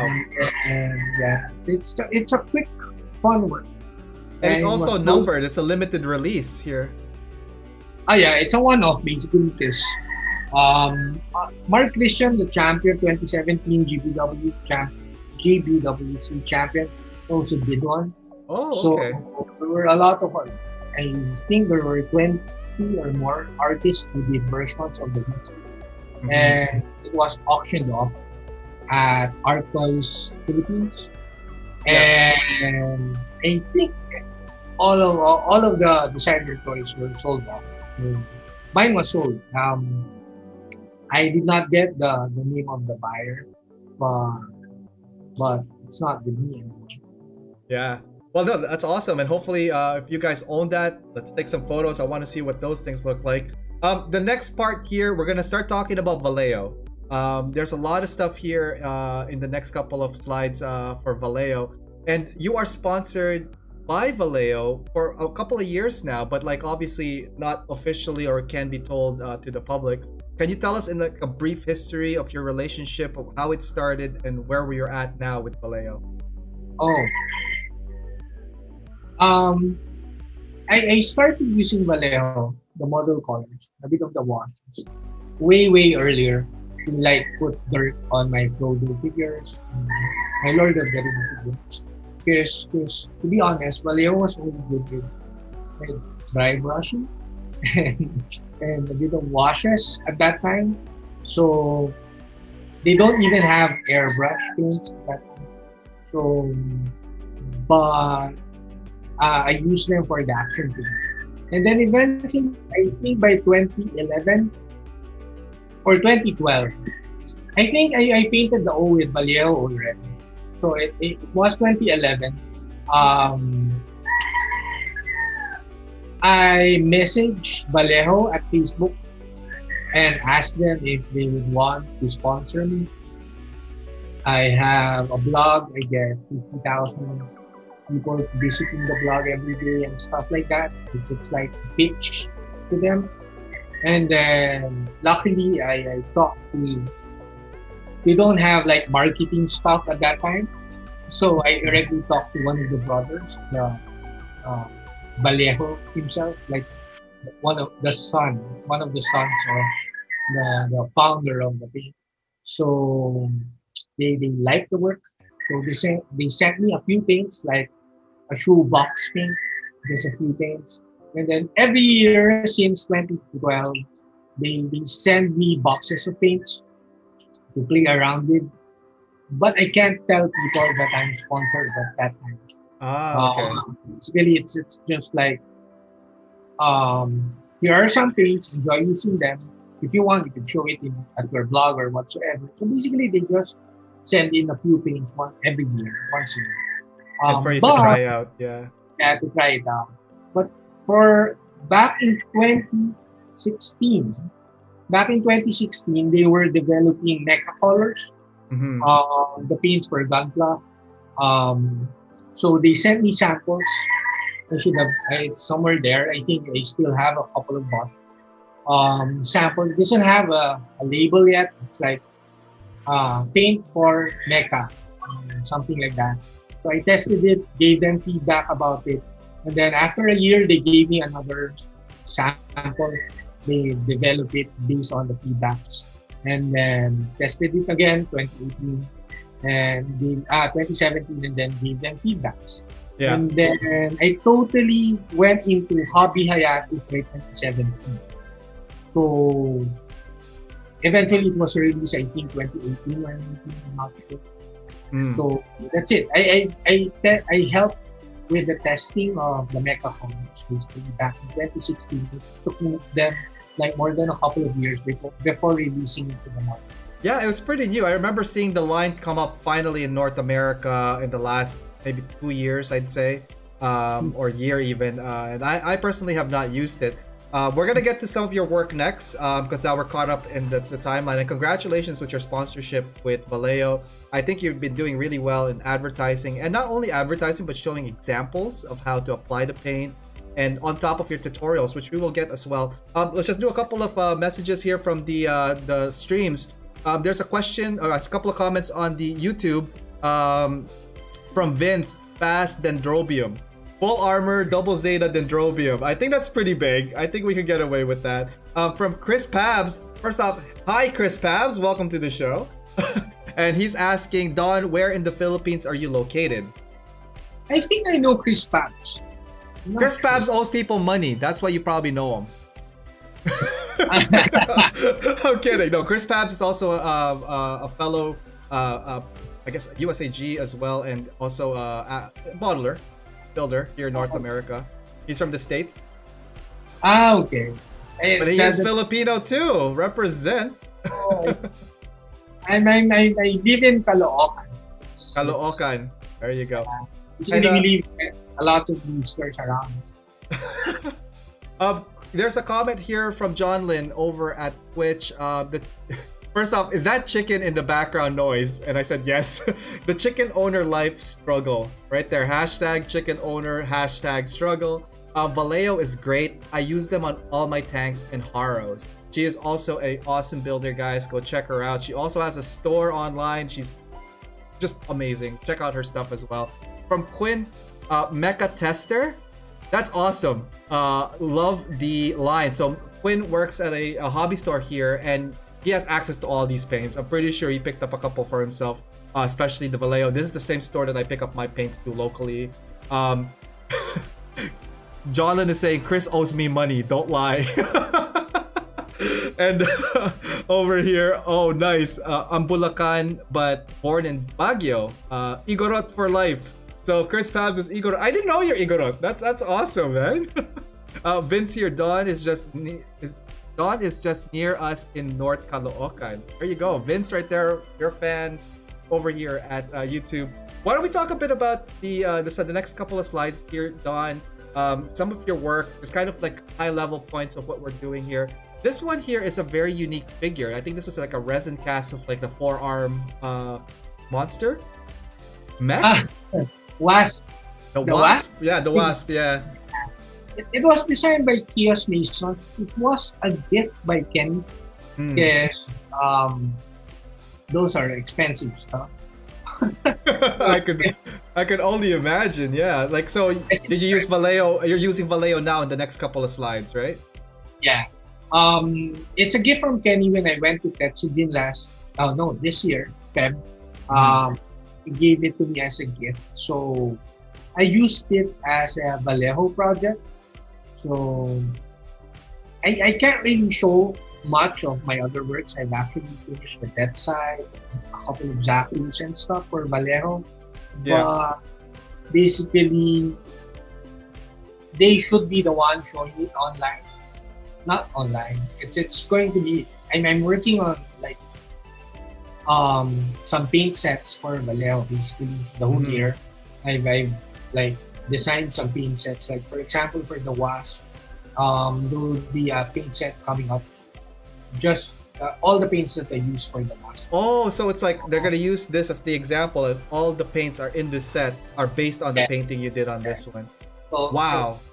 So I'm still working on a few. I don't know when it will get released, but I'm working on 15 right now. 15 sets. 15 sets. Yeah, for Vallejo. Wow. It's like we can use the word Gundam or something. Like for example, I did a Zaku, green Zaku. So it's like green Zaku set, something like that. So, awesome. But of course, you can name it Zaku. Well, we're looking forward to that line. The next couple of slides here, Don, are the Star Wars. So, like you mentioned earlier, you were a big DC fan. You're big, like all over, like kind of like pop culture. But like Star Wars, the next couple of sets here. Do you love Star Wars? What's your background on that?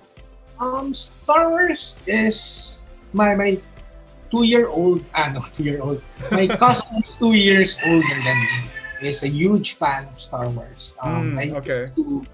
I used to like spend vacations there. He has like a complete set of figures of all the Star Wars. So I'm not really a fan because I was born in 1979. It was like 1977 or 78 or something. So I'm a bit younger when it got released, but my close cousin is really into it. Yeah. So when I got older, to be honest, I have more Lord of the Rings toys than Star Wars. but eventually, when the newer like episodes came out, like episode 1, 2, 3, I started collecting a few. And much like my Lord of the Rings figures, I paint them because they're so easy to paint, less sanding and less prep and all that. I don't care about the sim line or mold line, whatever shit. I'm sorry for the words. I mean, it's not a competition piece. It's just for fun. Yeah. If you see a sim line or mold line, what the fuck? The heck? So anyway, it's a fun toy retail. So I really enjoy toy. No, it looks good though. Also, like I've seen the scale of that; they're pretty big. But the next photo we're looking at here, we're going back to miniatures. So far, everything that we've seen from you have been like huge. They're like 6 inches tall to like bigger scale. This right here, we have a photo of the land speeder from Star Wars. Why is this one picture in the mix? It's like you sent it to me. I was like, okay, there has to be a story on this one here. I was experimenting with mediums. a friend told me that he wants to know more about how to use Vallejo mediums. So what I did, I experimented a quick pre-paint of like this Tomica land speeder with painting with mediums. Mhm. So and I sent it to him and explained how I did it and what paints I used and stuff like that. So sometimes when I get requests, if I have the time or if I am in the mood to do the request, and I'll do it right there and then. Yeah. I'll show the result and then explain it to them. Live to it. There's a comment here from Quinn. Oh damn, that cell shade look. I think he's referring to the previous slide of the this is the A-wing, right? The blue and white one. Was Yeah. there the techniques you use here? It's like what would you say are some of the stuff that was the highlight of this? It's painting with the weathering FX paints by Vallejo. So my task is basically like I said earlier. It's like create sets for the mecha paints. So Yeah. basically my assignment is to paint with mecha paints. But with this one, I played with the other sets, which is not sets, other range of Vallejo paints. This one I enjoyed using the Vallejo weathering effects paint, which is like a mix between washes and actual paints. So it's like in the middle, it's perfect for streaking and such. So I use those paints for that. And you've probably been doing some tutorials on this. Have you taken some tutorial shots from this piece or from like other pieces? I think I have one at the website. I think I also have a video of that one. Awesome. At my YouTube channel, which I was gonna is, say, for those guys just wondering if how Don achieves these things. He does post regularly, or at least he tries to post. I don't know, right? I'm trying to sell you up right now. Some tutorials, as I mentioned, and we're gonna get to some of the tutorials a bit later on. I remember seeing this somewhere. If it's probably the video that I saw, that's the one that reminded me of it. Here we also have a miniature of the Millennium Falcon. And you have two paints here. Are these the ones that you mostly used for it? yes, those are the mecha colors. This one is like a couple of day work. It's a really crappy toy. It's like 400, so it's less than $10. Oh my god. Yeah, it's a crappy little toy. The seam line around the edge, the side is really horrendous. It's really ugly. And when I tried to fix the seam line, the details were not good enough to fix. So what I did, I did this, the angle, so that you won't see it even on display. You won't see the ugly seam line. Because you're looking mainly on the top down as a presentation, right? Yeah. The seam line around the edge is really ugly, and the details are super ugly too because it's a cheap toy. But I was happy with the top part and the bottom part. When I started painting it, details started to come out. So it was a good painting exercise. I did it for like a couple of days, including the varnish and stuff. Wow, that looks awesome. And this is just a display piece, or is it like an online competition thing? I know, it's a display piece. Basically, playing with the paints. It's Nice. showing that we can produce this in like a couple of days. Looks really great, Don. So the next couple of slides, we're gonna get to our Zoids, but I just want to check in with YouTube here. There's a couple of comments coming up. From Chris Pabs, Don and I are friends on Facebook. Yeah, you are. You're friends with everybody though, man. This guy's super popular, man. Don is like the Facebook friend whore that everybody wants to like leech off to, man. He works that corner like a pro. Man, you should see this guy on Instagram. One post drop, leaves it alone for days, comes back, and it's like 5,000 likes. That's how he got his like fame, man. Let's see here, Simon Lamb. We're gonna be stuck in this slide. No, we're not gonna be stuck in slides. We're gonna keep moving along. Chris Pabs, I've always admired Don's weathering style. Don, you have a really good weathering style, man. Must be the roosters. I mean, you see their cage. When you see their cages, you use that for inspiration. Hasaki Art. Hasaki Art saying, the rooster needs some slaying. You need to slay those roosters. Chris Pabs, that's a fighting rooster. You don't mess with it. Adrian D'Souza. Hey, Adrian. It's Adrian saying hi. Lewis said hi as well. So do you know these guys? I think so. Yeah. Awesome. From Twitch here, Jonan is saying Don's posts are always on point. To be honest, nah, the rooster needs some girl time. Ooh, that rooster needs to roost. That's what's happening. Quiet now. Awesome. Why don't we continue on? The next couple of stuff for Zoids. We're back to the mecha style, and can you tell us a little bit about the Zoids in the next couple of slides? Well, the Zoids is another like practice, fun build in a way. Is mecha colors are marketed in such a way that they're more scratch resistant than the other Vallejo paints. So More scratch resistant. They're like more pigments, or like what makes them scratch? I think it's a binder. They won't even tell me what the binder is. So it's not they're not marketing it as polyurethane, they're not marketing it as resin, it's just mecha colors. So I don't even know the binder of the pigments are. But so I wanted to test thus if it's really scratch resistant. So what I did, I painted like a couple of Zoids, because Zoids are moving. And if it's moving, it should. But the problem is, the Zoids are well designed so that it won't be really tight even after painting. So it doesn't really scratch. So what I did with the small Zoid, I brought it to Tetsujin. I was like throwing it around because it doesn't scratch. Even if you throw it at the mall, I throw it at the tiles. I did a workshop here before. I threw it at the tiles in front of the workshoppers. Yeah. So when I threw it, they were like, why are you throwing it? It's really scratch resistant after like more than 24 hours. So it's awesome stuff. But I won't do that to Gunpla because Gunpla will break up the plastic. And people will probably hate you and downvote you or something. It's like, yeah. Gunpla is life. That's why I decided to paint Zoids because the plastic, it can handle like throwing around. It won't break. A bit more rubbery. Were you a fan of Zoids, the shows, or anything like that? No, I'm a big dinosaur fan. Okay. I'm subscribed to dinosaur channels. So I'm more of a monster guy in terms of being a fan, to be honest. Yeah, no, it looks great. And what I'm looking at here, the Zoids, the Caterpillar ones, again, like all of these now are Vallejo. Is there anything different or new that you did for these guys? It's all mecha colors. So basically, most of my projects are all mecha colors, even the weathering.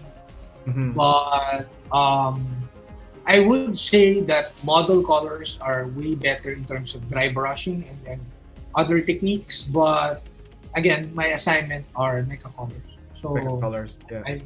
I'm like testing and experimenting and pushing whatever you could do with those paints. Yeah.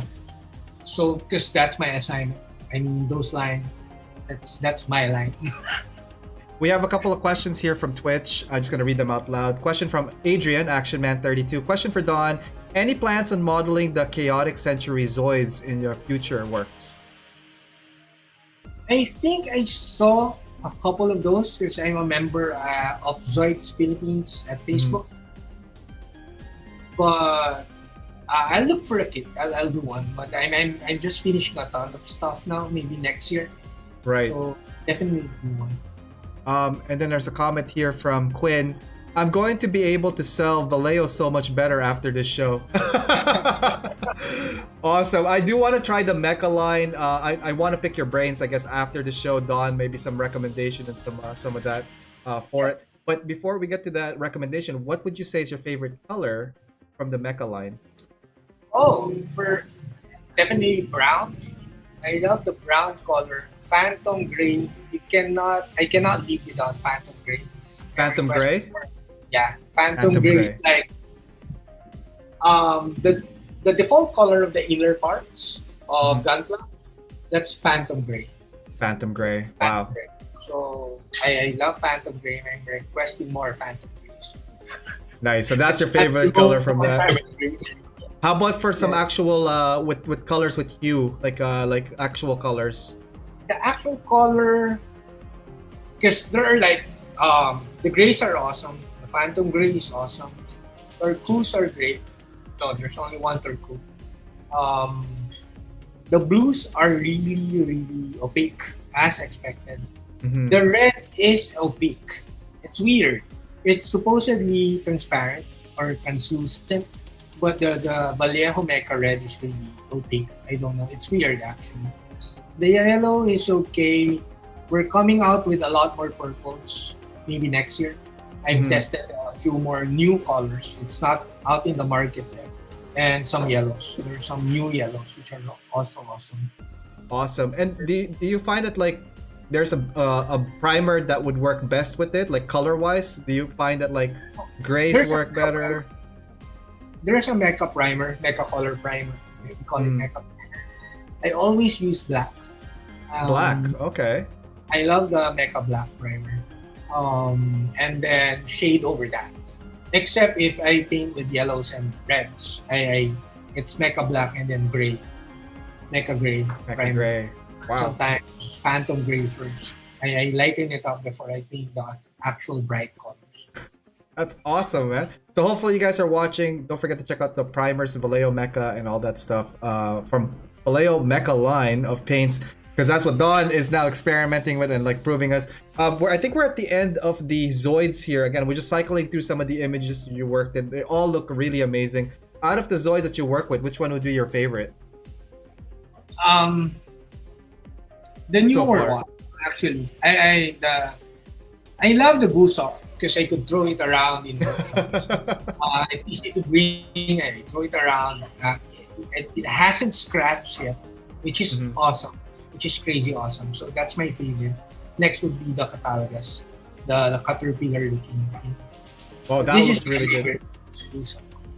The next couple of slides here, we're now getting into some figures back again, and we're gonna get into Gundam afterward. This is the Iron Man figure, version DC-23. What makes this a version DC-23?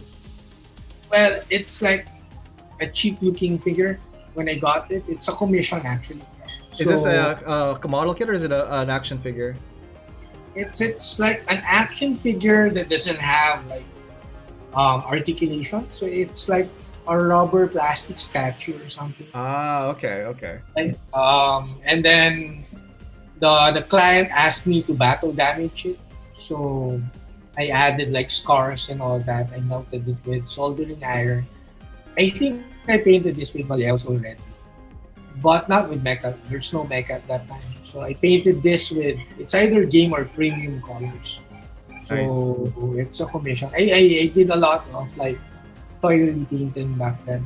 Sometimes I don't post the other stuff because it's not good, but I did a lot of stuff, toy painting stuff. When you're getting commissions, do people go to you in private messages, or like do you say, hey, I'm open for commission? Like, what's your approach on that? I never announce I'm open for commissions. I just don't announce. I've never tried. Maybe someday I'll do, but usually I get messages, and I schedule them. But for this year, I mean, like a ton of mistake of accepting a couple of commissions. Apparently, I did not realize how busy I am in terms of my assignments for Vallejo and magazine and stuff. So in the like starting September or August, I started to like tell them I can't accept any because I've accepted a few that I haven't finished yet. So I really can't do commissions this year. And that's totally fine. I mean, everybody's busy, especially with also the new norm that's happening with the lockdowns and isolations and all that. I just wanted to touch base again back on this kit here. What would you like? There's a lot of battle damages. Very, very cool finish, by the way. I like the whole look of it. What would you say is the most challenging part working on this project? The Iron Man. The Iron Man. The fear of like melting the actual plastic. It's not mine. So the figure is not mine. So when I was melting it, okay, I hope this looks good. Because if it's yours, it's fine. But it's not mine. So while I was melting it, I was really scared. It might not look good. After you were using a soldering iron too, right? When you were doing that. I think I kind of pulled it off. So and the client was happy back then. So. Awesome. So guys, be careful when you guys are soldering stuff, because that could be probably a challenge. the next one here, we just have one shot of the cover photo we did for the promo. This is the orange and turquoise Zazabi. The Zazabi. Oh, Is this for the mecha color paints as well? Yeah, there's a set coming out. All the 8 colors are used for that one. So that's why I can't really post the whole tons of photos. Okay, guys, you guys are getting a first preview of a color set. This is the Zazabi color set that Don put together for this set. And that's gonna be part of the mecha line. Yeah, and I basically finished like 10 already the whole year. Okay. 10 sets. I even did the illustrations of the sets. Like we can't use the actual photos, so I did illustrations for the sets. Awesome. So that's it. I'm finishing a few more. I don't know when it will get released. Definitely I'll get one. And Is this out yet, or is this gonna be a future release? a future release. All of the sets not yet out. Oh wow! So you guys are getting a preview of the sets here. Awesome stuff. Well, I can't wait to get my hands on those because I do want to try them out. Getting back into Gundam. Let's do that because like our road back to coming back into Gundam. The PG Strike Gundam. Very, very well done, executed. Like, what's this one about, man? This one was for Fantasy Figures International. It's a UK-based magazine. The first mecha they featured was by Diego Risti of Italy, I think. Okay. He's the first guy, like around January or March. I'm not sure. Of this year? Of this year. It's a bi-monthly magazine. It's just started this year or late last year. So it's bi-monthly. It's January, March, May, July. Okay, so it skips a month pretty much per issue. So I started writing articles for them starting March. I'm not sure. I finished like 5 or 4 articles for them. This is one of them. This was like issue number 6 Oh wow. or 5. I'm not sure. I forgot. Sorry. Yeah. But the problem with that is that I have to squeeze it in. I'm not complaining at all if ever FFI is watching. They probably are. They're gonna let you go now. They're like, you know what? Let's nix this guy. Not complaining at all whatsoever, but I have to do it in between working with somebody else stuff. Yeah. So, for example, I'm actually I need to finish in a couple of days my MG Camphor because it's going to be. I'm writing an article about it for the December issue. So I have to finish it in 2 days. I think I can finish it in 2 days. Stop slacking off, man. This guy's Mr. Last Minute, man. If I tell you guys what happened the last 48 hours with this guy, man. Don, you are such a little bee sometime, man. Stop slacking off. Get your stuff done, man. Time management. You call yourself a freaking professional. This is how you roast a professional, guys. Get on point. No, he's great. But he pulls through. The thing is, like, where I was getting at, he pulled through. He got all the images down. We even got the intro video down. Hang on, how did you do it? Oh, I had no idea that Ariel is really organized when it comes to this stuff. I thought it was like, okay, let's do an interview on Sunday. Okay, I'll be online Sunday. I thought it was just like that. But this guy is really he like organizes it so well. He gave me an outline. I did not reply to his message for like this guy ghosted me.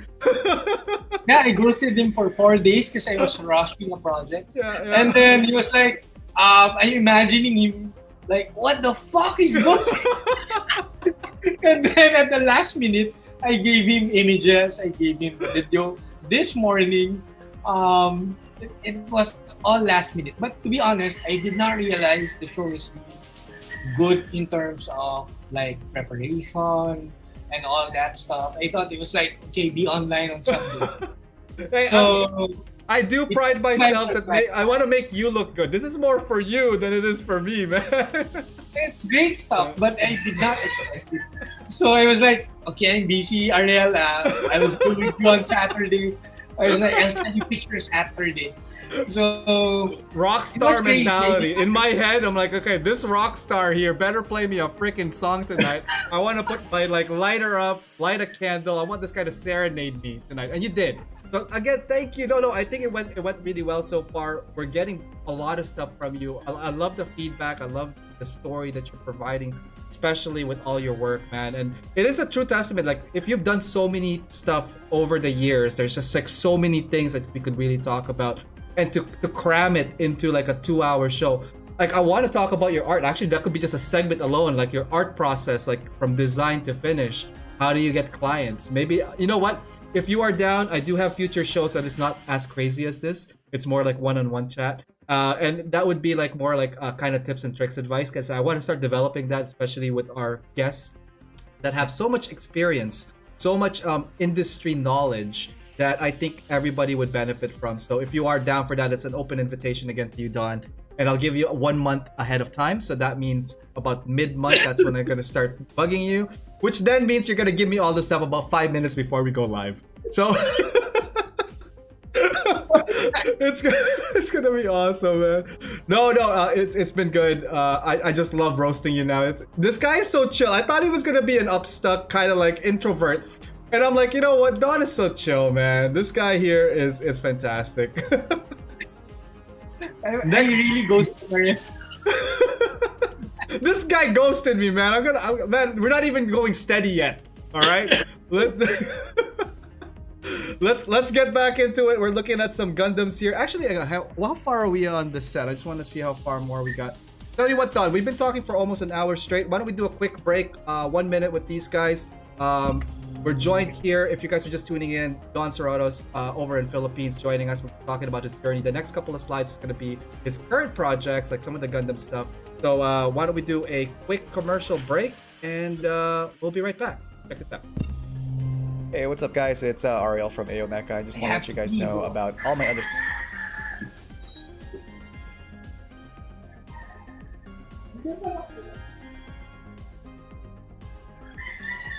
.com/AO_Mecha on Twitter at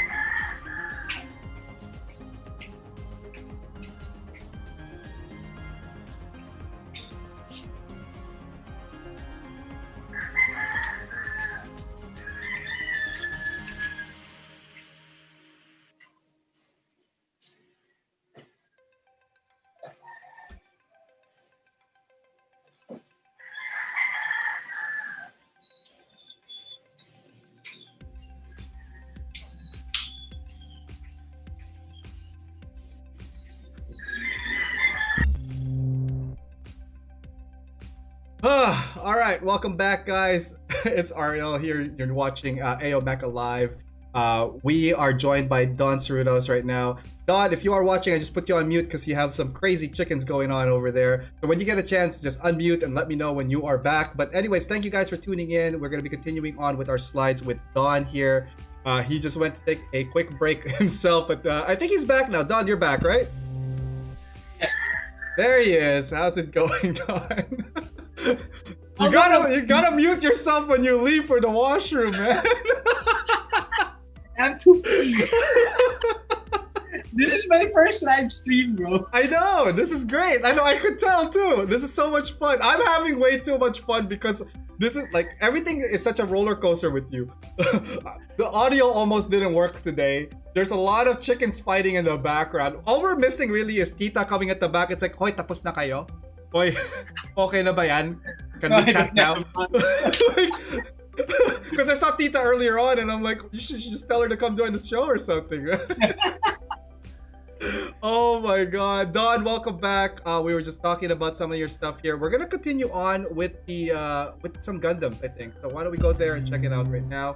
The Grimoire, the Red Beret? Oh, yeah. It's I think it was just a fun project. Because I'm trying to like, which is difficult. That's why my YouTube is not as active as I want it to be. So what I do is I do stuff for Vallejos. I do stuff for the magazine. Yeah. Then I try to do something for my YouTube or my Instagram channels, which is so that I could post stuff in my personal accounts too. It's a bit difficult to squeeze in between the actual projects. So that's one of those. And mostly the Zoids are like those two and the Star Wars because I can't really squeeze in like Gunpla, which you have to prep so long and all that stuff. So quick projects are for my own channels, my own YouTube channel, my own social media channels. So for those of you guys are wondering, on the description below on his YouTube show right now, all the links to his social medias are there. You could check out his YouTube, you check out his Instagram. We're going to talk about that as well further about your social networking. And there's going to be a lot of Q&A after all the slideshows, so guys, stick around for that. Just want to say, there's some comments here from YouTube. Hasaki is like, mute yourself, man. And I'm like, yes, I know. He had to go to the washroom, guys. Type Furious, Rooster AMSR. We're going to do that. Can you record some of your chicken sounds later on? I'm just going to play it on loop in my background music.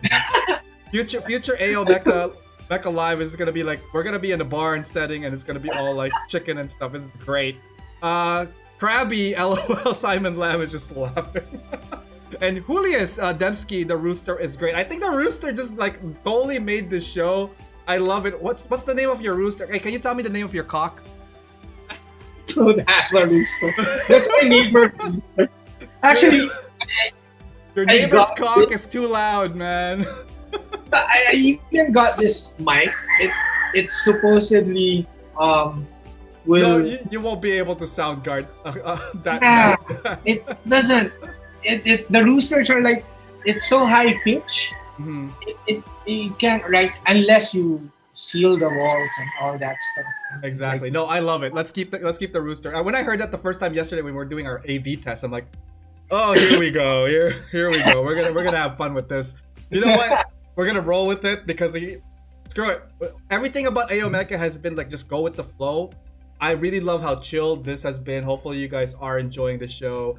Don, we're talking about the Grimoire, just going back to this one here. Very fun build. What drew you to this kit? Did you like the design? Oh, was there something that drew you? I love the Grimoire. It was supposedly, I love it so much.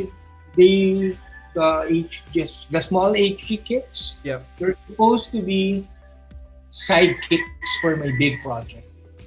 Well, because I intended to like join GBWC this year. Before Vallejo contacted me. So okay. Before Vallejo contacted me, I was planning to join GBWC this year. But then again, I have too many stuff to do, so I can't join. Mm-hmm. But that was the initial plan. So I was collecting kits with receipts this time.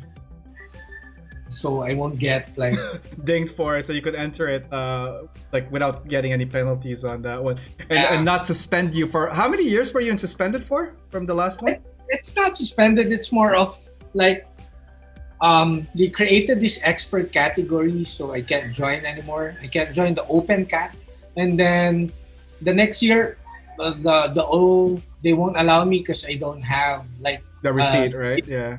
A receipt. So after that, like I lost the passion to join competitions.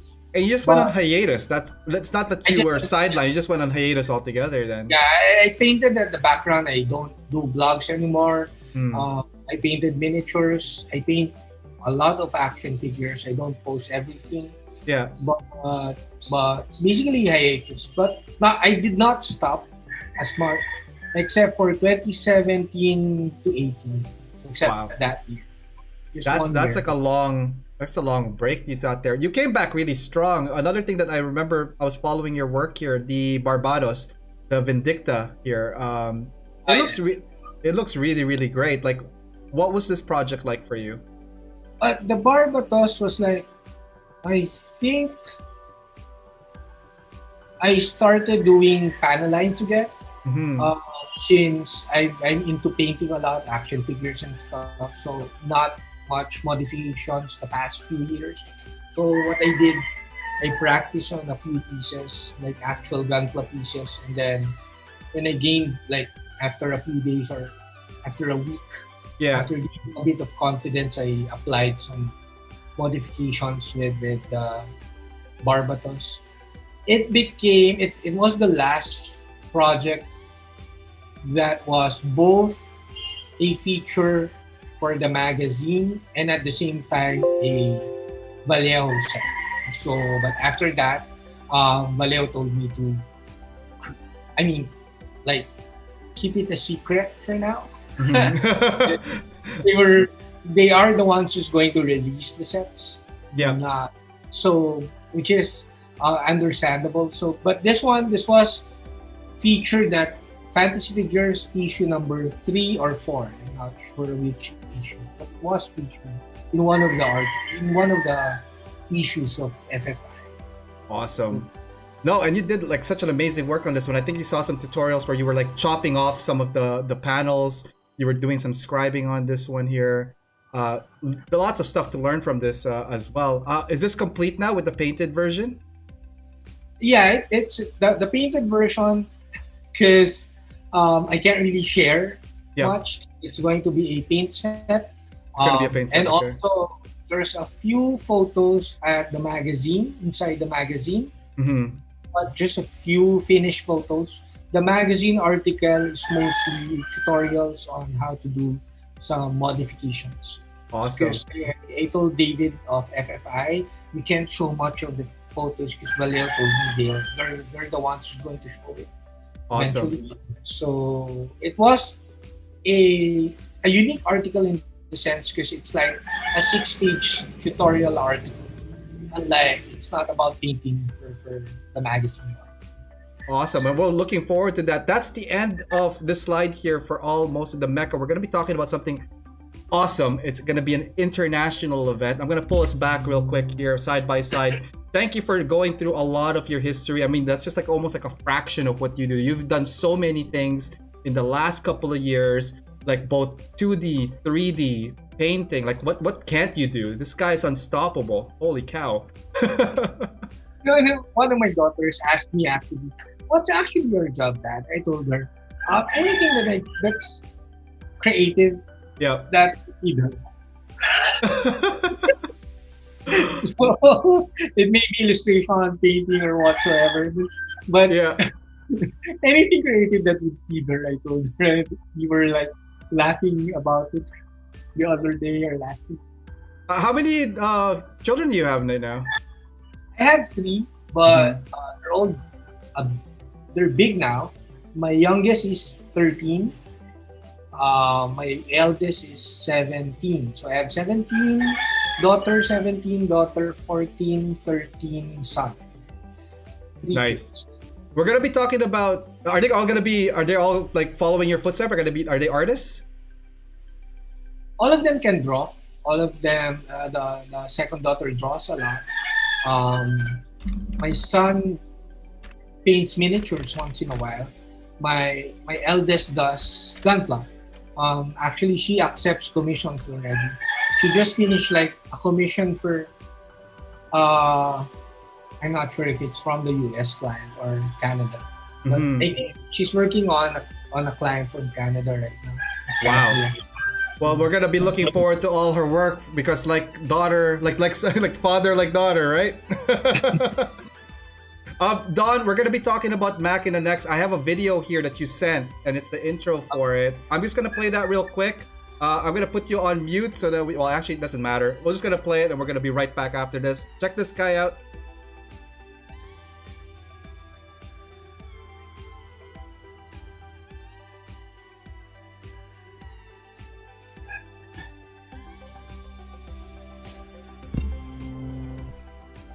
All right, welcome back, guys. Joining us as well, joining us tonight is Don Suratos. That little video was for Machina. It's a mecha competition held 2020. What can you tell us about this, Don? Well, Machina was like, how do I start? I remember when I told you about Backup.com, the website. The website really cool. You like upload your own photos and then people will vote and stuff like that, and then you'll have ranking, and then the whole website is custom builds and all that crazy good stuff. So basically, we don't have. I'm not sure if we still have that, but I'm not. Basically, the vision is to like make my .com into something like Bangkok.com, where you have really awesome builds that you could see at the website. So that's one of the main reasons why I thought of like starting Makina competition, is to feature them at the website, all of the participants. Because in this age of like Facebook, the problem with Facebook and even Twitter, I know, even Instagram to some extent, Yeah. definitely Facebook. Once you post something, give it at most a day, and then it's gone. Yeah. There are so many posts every day. Every second, almost, really. Every second. I'm coming from I don't want to sound like I hate Facebook, because I love Facebook, but coming from a blogger way back like almost 10 years ago, it's like, it seems like when you post something at Facebook, it gets forgotten really fast. Yeah. Really, really fast. So that's one of the motivation of creating Makina competition, is to have my website host that competition, so that those entries will be easily accessed whenever you visit the website.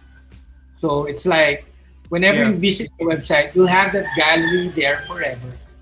It won't get like taken down or whatever like that. It taken gets down or archived. whatever. Yeah, unless I die and stop paying for the website. No, But- I'll just take over all your accounts, man. I'm just gonna access all your accounts. I'll be Don Suratos afterwards. It's gonna be awesome. What we have here, Don, we have the image of Makina Book 001. What can you tell me about this image that you sent over?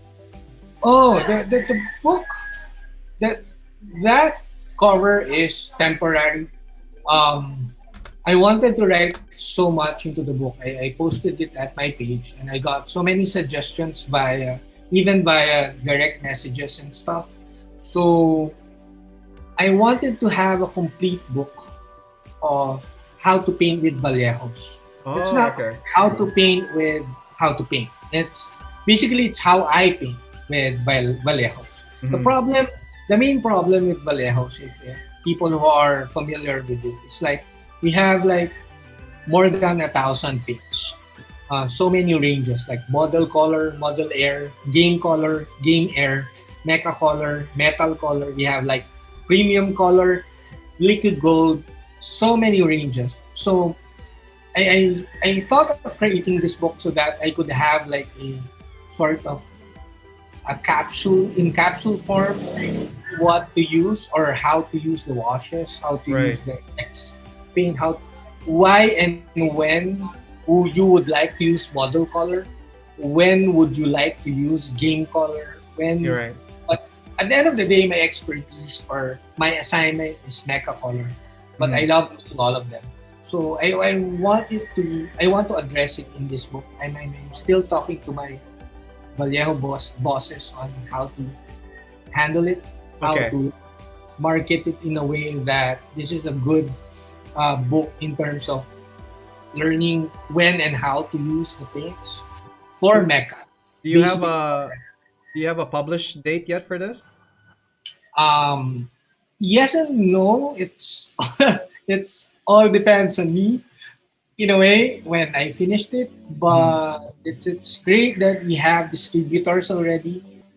One of the most awesome distributor is our team, USA Gundam.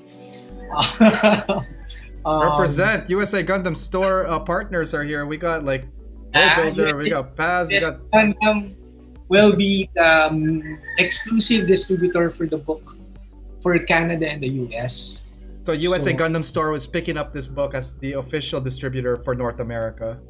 Yes, and of course, USA Gundam gave me the money for the kits, so I ordered the kits already. I've drafted all the chapters. I've done all the intros. I've written all the intros. That's why I ghosted you too. Oh my god, this guy. Okay, fine. I'll forgive you this time. Ghosting me for a project. I guess so. That's acceptable. We do have a question here. A couple of stuff. I guess that some are from Twitch here. There's a question: how many entries expected for Machina?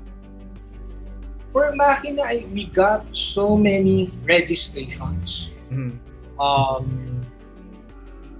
When is So the I'm due ex- date for this? If you could just remind people about Machina, give for the next minute. Can you tell us about what Machina is, what the categories are, and when the due dates are? Okay. Machina Mecha competition is like I've moved the deadline of submission to December 25. Mhm. So that I moved it to December 25. To be honest, one of the main reasons for that is because of my book. I'm too preoccupied with the book. Okay. And writing.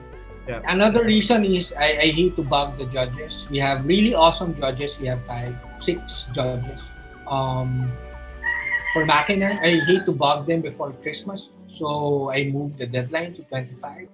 And then there are 3 categories: the out of the box, the modified category, custom, and the diorama category. Right. So we received a lot of entries already. Some people submit like entries for all of those cats. Yeah. Wow. We have entries for OOB, for custom, and diorama. Yeah. Some entries I saw whips already at private messages, and then I'm looking forward to seeing them finished. Some are really big, some are really nice. So I'm expecting around 300, even 500 entries.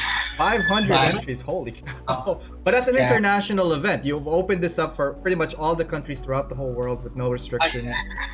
That's really nice of you. What were some of the initial thought, like when you were conceiving this event? Like, you know, were you thinking about like what the categories are, the judges, like how much of that went into planning before you launched it? If you know me as a friend, even back then, I think I don't think fast. I act fast. When I think of something, Asaki would know this. When I think of something, in 5 minutes I'll have a logo for it. Yeah. So when I thought about the Machina competition, the same night, the next day I have 10 sponsors for it already. Wow. And then I have the poster already. When I like an idea, it may be my idea or a collaborative work with other people, I act fast. I work fast. And then the next day after thinking of Machina, I got commitment from 10 sponsors, and from there it was all good stuff. Yeah, no, it's really great. Let's talk about some of the judges. You got some really heavy judges here. I have photos from all 5 of them. I'm just going to go through them and we're going to talk briefly afterwards. The first judge here is Calamity. So we have Calamity joining us here. He's definitely one of the OG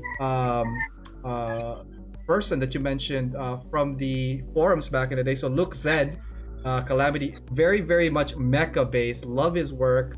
The next person here is Eric Yap, aka Eric's93.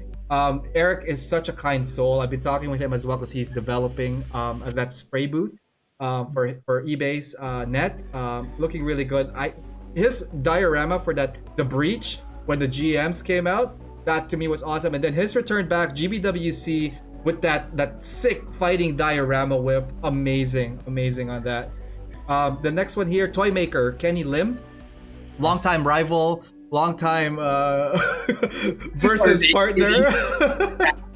I love his work. He has some really, really good ideas and execution on that. The colors are always vibrant and on point. So I'm very happy that Toy Maker is joining you for that one. The next one here is Chema Cabrero. And I can't pronounce that. It's Barakada Daddy. Models by Chima CG. There we go. Because it's very, what is that, Russian? He's from Spain. He's actually designs the paints for Vallejo. He's a military guy. He does the military stuff, the diorama stuff. So he designs the paints, he designs the stencils and stuff. He also works for Vallejo. Way before. And the last, I think one of the last ones here is Oshi Studio. looking really good. Like I don't think I follow Oshi Studio. I don't know who Oshi You Studio should. is. I Yes. know. What the hell? This is You like, should. why do I know Oishi this has, person? He doesn't paint Gunpla this year. I think he was active like a couple of years ago. I'm not sure. Can you do an introduction for me with this guy? I like his stuff, man. Like I wanna He's talk to really him. good. He's from. He was a teammate when I'm pretty sure you know RJ. I forgot. Sorry, man. Lots of stuff, but like, yeah, I mean, Oshi Studio seems like someone I probably follow them. I just don't. I can't picture in my head if they weren't active this year, then probably not. Obviously, as following before, but like I'm pretty sure I've seen that Sinanju somewhere, and I think now it's kind of like putting together in my head. But like, He's a it looks really teammate from Nexus, which was started by TJ Rivera. that sounds more like it. Yeah, yeah. First, TJ Rivera is TR13. DR13, yep, and he was Yeah. on GTS recently too. So kudos Yeah, to yeah. that. Like really cool stuff. Last one on the list here, Leon Koo. Wow, that's really cool. These are like Transformers, right? Yeah, Leon Koo is like Kenny Lim, toy maker, considers Leon Koo his mentor. Mm-hmm. So he's like a mentor of my mentor. But he's not old. I mean, he's just like a couple of years older than me, or like a few years older. Yeah, yeah. But he's really good. He's a really fast painter. I think Kenny told me that he painted like a PG strike in 2 days. Wow. So yeah, he's a really, really fast painter with good results. Looking He's good. a master of his craft. Well, you have a really solid lineup of judges. I do wish everybody that's joining the best of luck. Hopefully you guys join.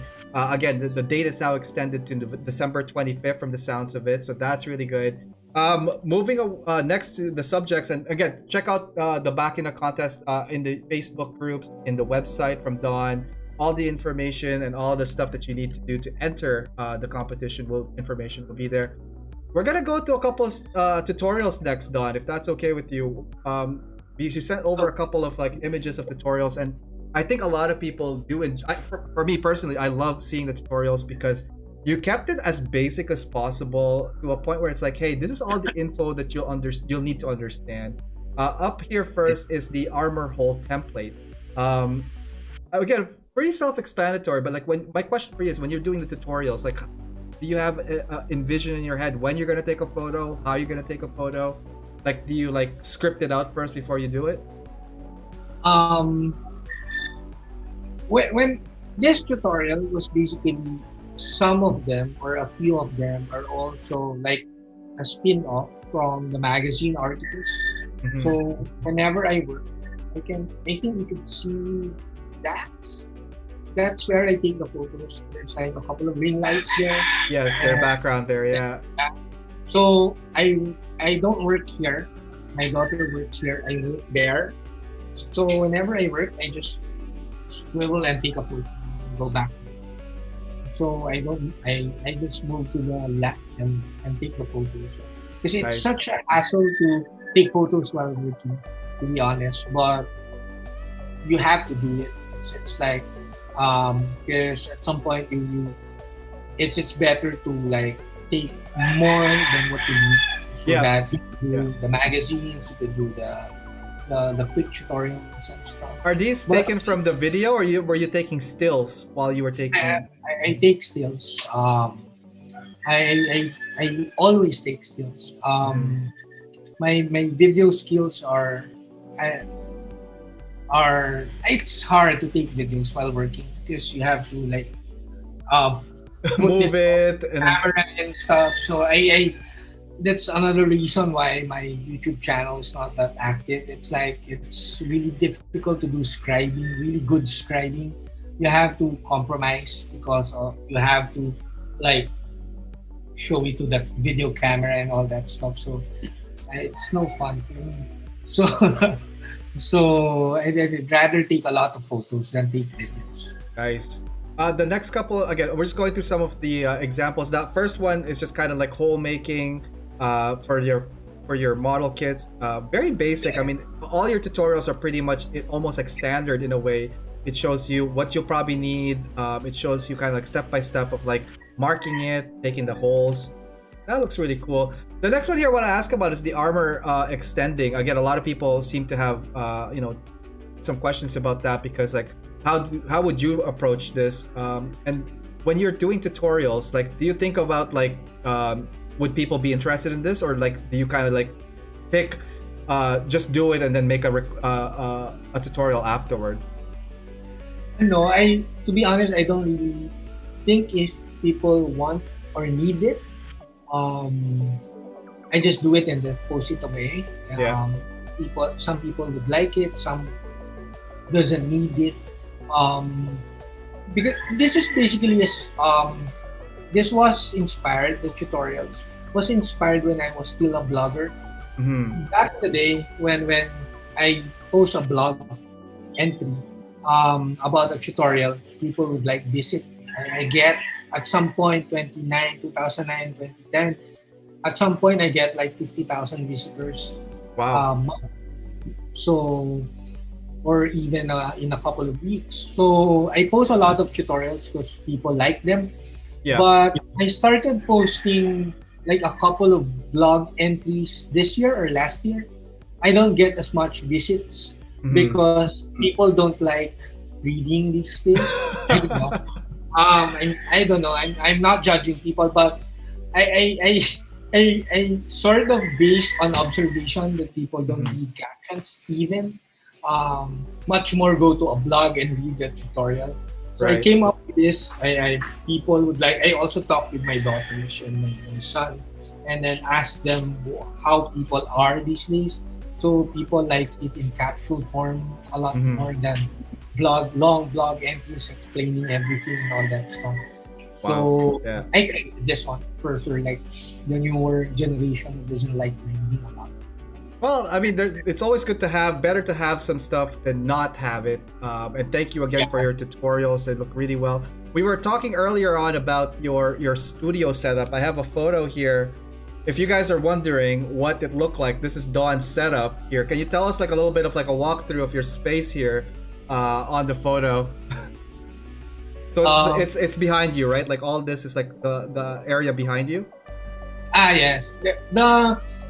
Basically, I started like a couple of years ago. I started to create the studio upstairs, but it's kind of hot there. I have to I don't like air conditioning. I love aircon when you're going to sleep, but I don't like aircon when you're working. Because it will affect your paint and your workflow as well, right? It makes me lazy. So it makes me feel lazy. I feel like sleeping. So basically that's it. So I migrated back here downstairs, and the main problem is the roosters, because the house is open. We have little walls. It's mostly grills. Can you tell us about your setup? Like you have a couple of how did you set up your workstation? So you have some surfaces, you have some wall paints. Like what's your workflow like at home when you're in the studio? I usually do the tutorials on my iPad, so I don't really work here in front of the computer as much as I would look like it. But I usually work there, or work outdoors. I work at the living room area. I work all over, wherever. And I use my iPad a lot, so instead of the computer. But sometimes I work here in front of the computer watching like Mr. Ballin videos. You know Nice. Mr. Ballin? I don't know him, but like it sounds like a fun individual if you're watching it. Yeah. So I work anywhere at the house. So we have lots of people, so we can wear anywhere. All the products back there are all Vallejo? I should say yes. I think I have a couple of Citadel, because people are raving about what paint is that? What's that? The thin paint? The thin paint and Contrast. enamel? Yeah, the Citadel contrast paints. People are raving about it, so I got a couple to test and compare. Nice. No comment whatsoever because I'll get ass kicked if I say something bad about it. But I have a couple of that, and I have a couple of local paints. Like I have Zerk, and I support Zerk. I just can't use them. Mhm. So, but I support those guys a lot. It's a local paint here in the Philippines. So they are also sponsor of Makina. I have a couple of their paints. So I know how they work, but I just can't endorse them, of course. Awesome. Well, thank you for the tour of your house. I know you sent me some videos about your house, but unfortunately, we hadn't had a chance to like upload it to the actual show. I might send that to the public later, just so that they could see what your environment's like. But there's a lot of stuff going on. The last portion here of the slides, obviously, just like a shot of your Instagram. You're very, very active on that right now. Can you, for those guys, where can they find you like the most in social media? I love Instagram the most. If you like skim through my Instagram, sometimes my illustrations are all there. It's like I have so many posts at Instagram. It's basically at Don_Suratos. Mm-hmm. Also, my username for Twitter and Instagram. Basically, it's all always It's all you. about- You don't go with DC23 as much right now. You're really branding yourself as Don Suratos, right? Yeah, because I asked a younger modeler, Kevin Flores. He's the local champion, the younger guy. Mm-hmm. He's young. He's like 19 or 20 or 21. I'm not sure, but he's a young guy. I asked him, "Do you know me by DC23 or by Don Suratos?" He told me he knows me by Don Suratos. So Oh, they call you I'll sir. go- That's why. They Awesome. know the bug, but they don't know, like, some people, when I came back this year, they don't know that I'm DC23 anymore. So, I didn't know you were DC. I thought DC23 was just like when you finish your work, but like I've always known you as Don Suratos. Let's do some Q&A session next. I do have some questions for you, kind of like your POV on the current situation of the the modeling world and the future. But before we do that, why don't we go take a look at some of the comments here on YouTube? There are some questions. Let's see here. Don, this is from Hasaki. Don, does Vallejo have plans to produce an enamel line, or just stick with acrylics? never, They're never gonna do enamel, eh? never. Mecha Painter is saying, "Oh, thank God, I have more time." Vallejo is just acrylics. Yep. Hasaki Heart, you always have to plan it out when you do a whip. Okay, yeah, that's true. When you're planning it out. Saki has really great stuff, and yes, his tutorials are really good. Nice, Way guys. better than mine. More Check planned out. Check them out. People are looking for instant satisfaction. I think that's what we were talking about, things like just disappearing and whatnot. When you're posting it on the social medias. So speaking of social media, obviously a very big factor in this year's events because of our global pandemic. What do you think of the future of the model competition like in the next coming years? Like, are we going to be meeting together for local competitions still, or do you think there's going to be an increase of like web presence or online competitions over it? To be honest, I'm not sure. But because back in 2009, when I joined, like back of 2009, Mhm. the graveyard, I entered it immediately to HLJ, Habilink Japan. They created an online competition. So that online competition was like the biggest at that time, because that was HLJ. It luckily won as best diorama at that time. So anyways, it has been around since way back in terms of online competitions. People are like, they have mixed reactions in terms of online, because you could it's difficult to judge a work based on just photos. Right. So people would say, no, it's not fair. People with great photography setup who would win people with bad cameras or or don't know how to take good photos, do nothing, and all that stuff. Right. So right. there's mixed emotions in terms of our reactions or thoughts in regards with online competitions. Mhm. But for me, at the end of the day, it's all about making the hobby more active. It's about, I remember when I used to join competitions, it's like it pushes me more than just working on your free time and enjoying the hobby. It's enjoying the hobby at the same time pushing yourself Right. to be better. So I I hope the local, or not the local, the event competitions becomes active again after the Mhm. pandemic. Yep. But to be honest, I think it will take a while, especially here in the Philippines. Yep. Oh, I Um, think it's gonna be globally for sure. yeah, it's especially here. Like we don't have money, the government doesn't have money, and all that stuff. Mhm. It's better to be careful, a bit more careful here than to do events right away. Yep. Because We're in Toronto right now. We're back on our second lockdown because of that. Um, let's talk about lighter notes. Some observations. Obviously, you've been around the model kit communities. You've been around model kit competitions for many years. Since Backhook, and I'm just giving a time frame here. Since Backhook to GBWC, have you seen a significant change in people's style in competition and their projects? Or what would you say would be like the most outstanding thing that like innovation from like when you started doing competition to what the people are doing now? it's totally different. Like when I started, like Gun Club back then was like detailing. You have a bit of detailing and good diorama book back in the day. That was Eric Yap's work. I inspired me to do like diorama and all that stuff. So it's more of dio and detailing work back then.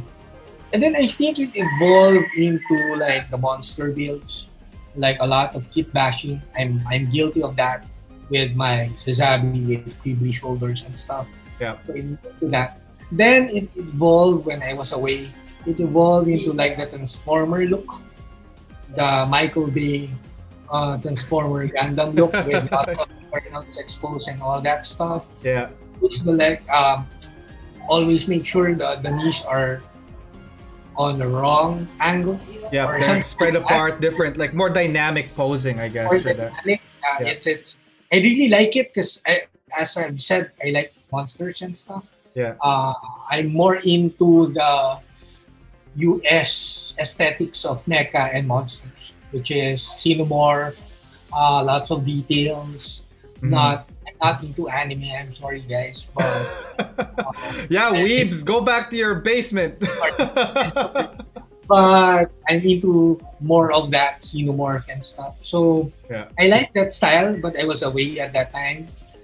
Now, now I think it's going back to more panel lines, more Scribing and all that stuff. scribing and all that stuff, which is I really like too, because I endorse display. Mhm. What Describing. Or what do you think the future would be for, I guess, the model kits itself? You've seen some of the announcements of what the kits are coming out this year. Do you have a favorite, or do you have like a kit or a mecha that you want built into a kit that hasn't been yet? Definitely, I think all of the kits that I wanted back when I was active are all out already. Mm. Because I like the Dynames. I haven't gotten the kit yet, but of course, and the Wings series, definitely, they're all coming out eventually. Yeah. The new RG, the Verka is coming out. So, in terms of kits, the Zeong I like, because the last Zeong that I did is battle damage. The Right. RGZ is going to be great. But so it's more of I think all of the kits that I wanted are coming out now. I'm not familiar with the newer ones, the age ones. I don't know those. So Okay. I know those. Nice. Oh well, the thing is, like, I think I asked the wrong questions because I think the right answer is just Chris Pabs, And Chris Pabs is just the way of the future, I guess. Seriously, Chris Pabs is this amazing guy. He thinks he's the shit, and he likes creating stuff. And you gotta watch his stuff on like December 5th when it airs online. Chris Pabs. No, I just saw the comment there, Errol. That's a silly question. The future is Pabs. Speaking of future Pabs, we gotta connect. I think we should do a show together. What do you think, guys? Should we have Chris Pabs and get him in the arena and get him roasted? I think it's gonna be a good episode. Let's talk about that. What's it called? We're gonna get to like the closer part of the closing ends of the show. Again, thank you so much for your insight. A couple of questions did arise, and I asked this for a lot of my guests. For people who are just getting into the hobby and getting into the community and getting their feet wet into like scale models and painting, what kind of advices would you give them? Hobby. I think the hobby is like, I could be wrong, but I think it's divided into two. Like people okay. The people who love collecting it. Collecting is a hobby in itself. Anyway, so like putting it all together and like displaying it, it's a hobby in itself. Mm-hmm. And people who are into painting and actually detailing it and competitions and stuff. I think that's where the conflict arises when it's because there are two hobbies in this hobby. It's collecting and like building and actually doing art with it. Building it. Yeah, building something with it. So those people are collecting. There's nothing wrong with it. It's really fun. If you have the money, buy all of the kits. It's really, really good. Snap fitting is really the best part of the hobby, to be honest. It's not painting. I endorse paints, but snap fitting is the best part of the hobby. And then if you want to start painting, if you want to start modifications, it's also fun. To be honest, it's cheaper because once you have the tools, it takes longer to work on a kit instead of buying a lot of kits. So it's a different hobby. There are two different hobbies in this hobby, in my personal opinion. Awesome. Well, that's good. Like, 'cause again, there's many different types of like. You have to know what you're getting into yourself. Like, if you don't know what you're getting into, I mean, everybody starts off with buying the kit, collecting it, and as you mentioned, investing on your tools, investing on maybe some tutorials as well to get yourself feet wet into the painting and the dioramas and all that stuff, customization as well. And the next question here, Don, very good advice as well. Thank you for that. The tools that you use, what would you say is like your top 3 tools that you would use? Well, of course, the art knife. No, I'm endorsing display, but I won't endorse it here in the show. In terms of the top 3 tools, it's basically just art knife, good nipper, whatever the brand is, and sanding sponge. Sanding sponge, okay. Sanding sponge that's stiff enough for flat surfaces and flexible enough to press harder for round surfaces. So that will, I could just use those tools for like a week or even a month and build a lot of kits with just those tools. No modifications. Wow. So hobby knife, nippers, and sanding sticks, sponges. Sanding sponge. Yeah. Wow. We have a question here from Riot over at Twitch. Is there any 2.0 you would like? So I guess like if there was a kit that was out before and you want it into a 2.0 upgraded, what would it be, Don? Oh, the Unleashed just got released or will be released soon. Another Unleash of the PG Zaku would be awesome. Yes. Xeon a lot. I like Xeon most of all. RX because people like it, so I do it once in a while. But I'm a Xeon guy in terms of designs. I really like Xeon kits. So a 2.0, I guess, of the PG Zaku or an MG Nightingale. Oh, Nightingale. That'd be cool. Yeah. Yeah, but Because you never. they announced the Nightingale at the high grade. There's also that RE right now. I think an MG would be cool because then you could take the armor plating off and you could see the inner skirt, the inner armor. That would be really, really cool. Okay, let's just read a couple of final comments here, and then we will sign you off. But don't log off. I'll talk to you after the show. Let's see here. Let's see here from Hasaki. Thanks, brother. Vince, I remember submitting lots of entries on one of Sir Don's online contests. Oh, that's awesome. Chris Pabs, while online competitions aren't ideal, I love that people are taking the initiative to up their photography game. That is very true. I mean, in the times like this, especially if it's moving forward on a lot of like online, not 100% like we're going to transfer over there. Obviously, everybody wants to see their model kits live and in person because you get to see the raw paint. You get to see the raw artwork that is put into this instead of just, adjusting the brightness, contrast, and saturations on kits that you would see online in photos with like even some light photo manipulation. Something. I'm not calling people out of doing manipulation. I think that's fine, and it's a digital format, so it's kind of like open for free for all. But yeah, I do agree that like online, like a lot of people are upping their game and all that stuff. Let's see here, and the Plamo Tsuru videos from 2005. So he does remember a lot of your previous work. That's from Hasaki Art, the future. But is Chris Pabs. Awesome. So Don, thank you so much for coming in today on the show. I mean, like I said, don't log off yet. I'll just put you on mute. I want to talk to you after the show. But for those people who are watching, do you have any final words for them for the night or for the day rather? Yeah, for the day for us. So basically, stay tuned for Machina. It's the Machina Mecha competition and my book. So I'm still working on the drafts and stuff. But it's all, I'm naming it Machina 2. So it's could be a series. But stay tuned. I post it at Instagram updates and all. Awesome. Yeah. And whenever I don't post Ariel, I don't go. Oh man, like I'm gonna ring you for that. We're gonna have a 2.0 in this, and I'm gonna ghost you, and you're gonna be like, Ariel, it's time to go on live, and I'm like, yeah, I don't know where. Yeah, we're going live now, I guess. It was such a fun experience with you. I really hope we continue this, friendship building, connection. You're a lot funnier than I thought you were gonna be, because I thought you were gonna be a stuck-up rock star, which he was, by the way. Joining us tonight again, Don Suratos. Thank you so much for that, guys. All his information for his contacts are on the description of the YouTube video below. Don't forget to check them out. Don, thank you so much. Why don't you say bye to everyone, and we will catch you next time. All right, Don. Thank you.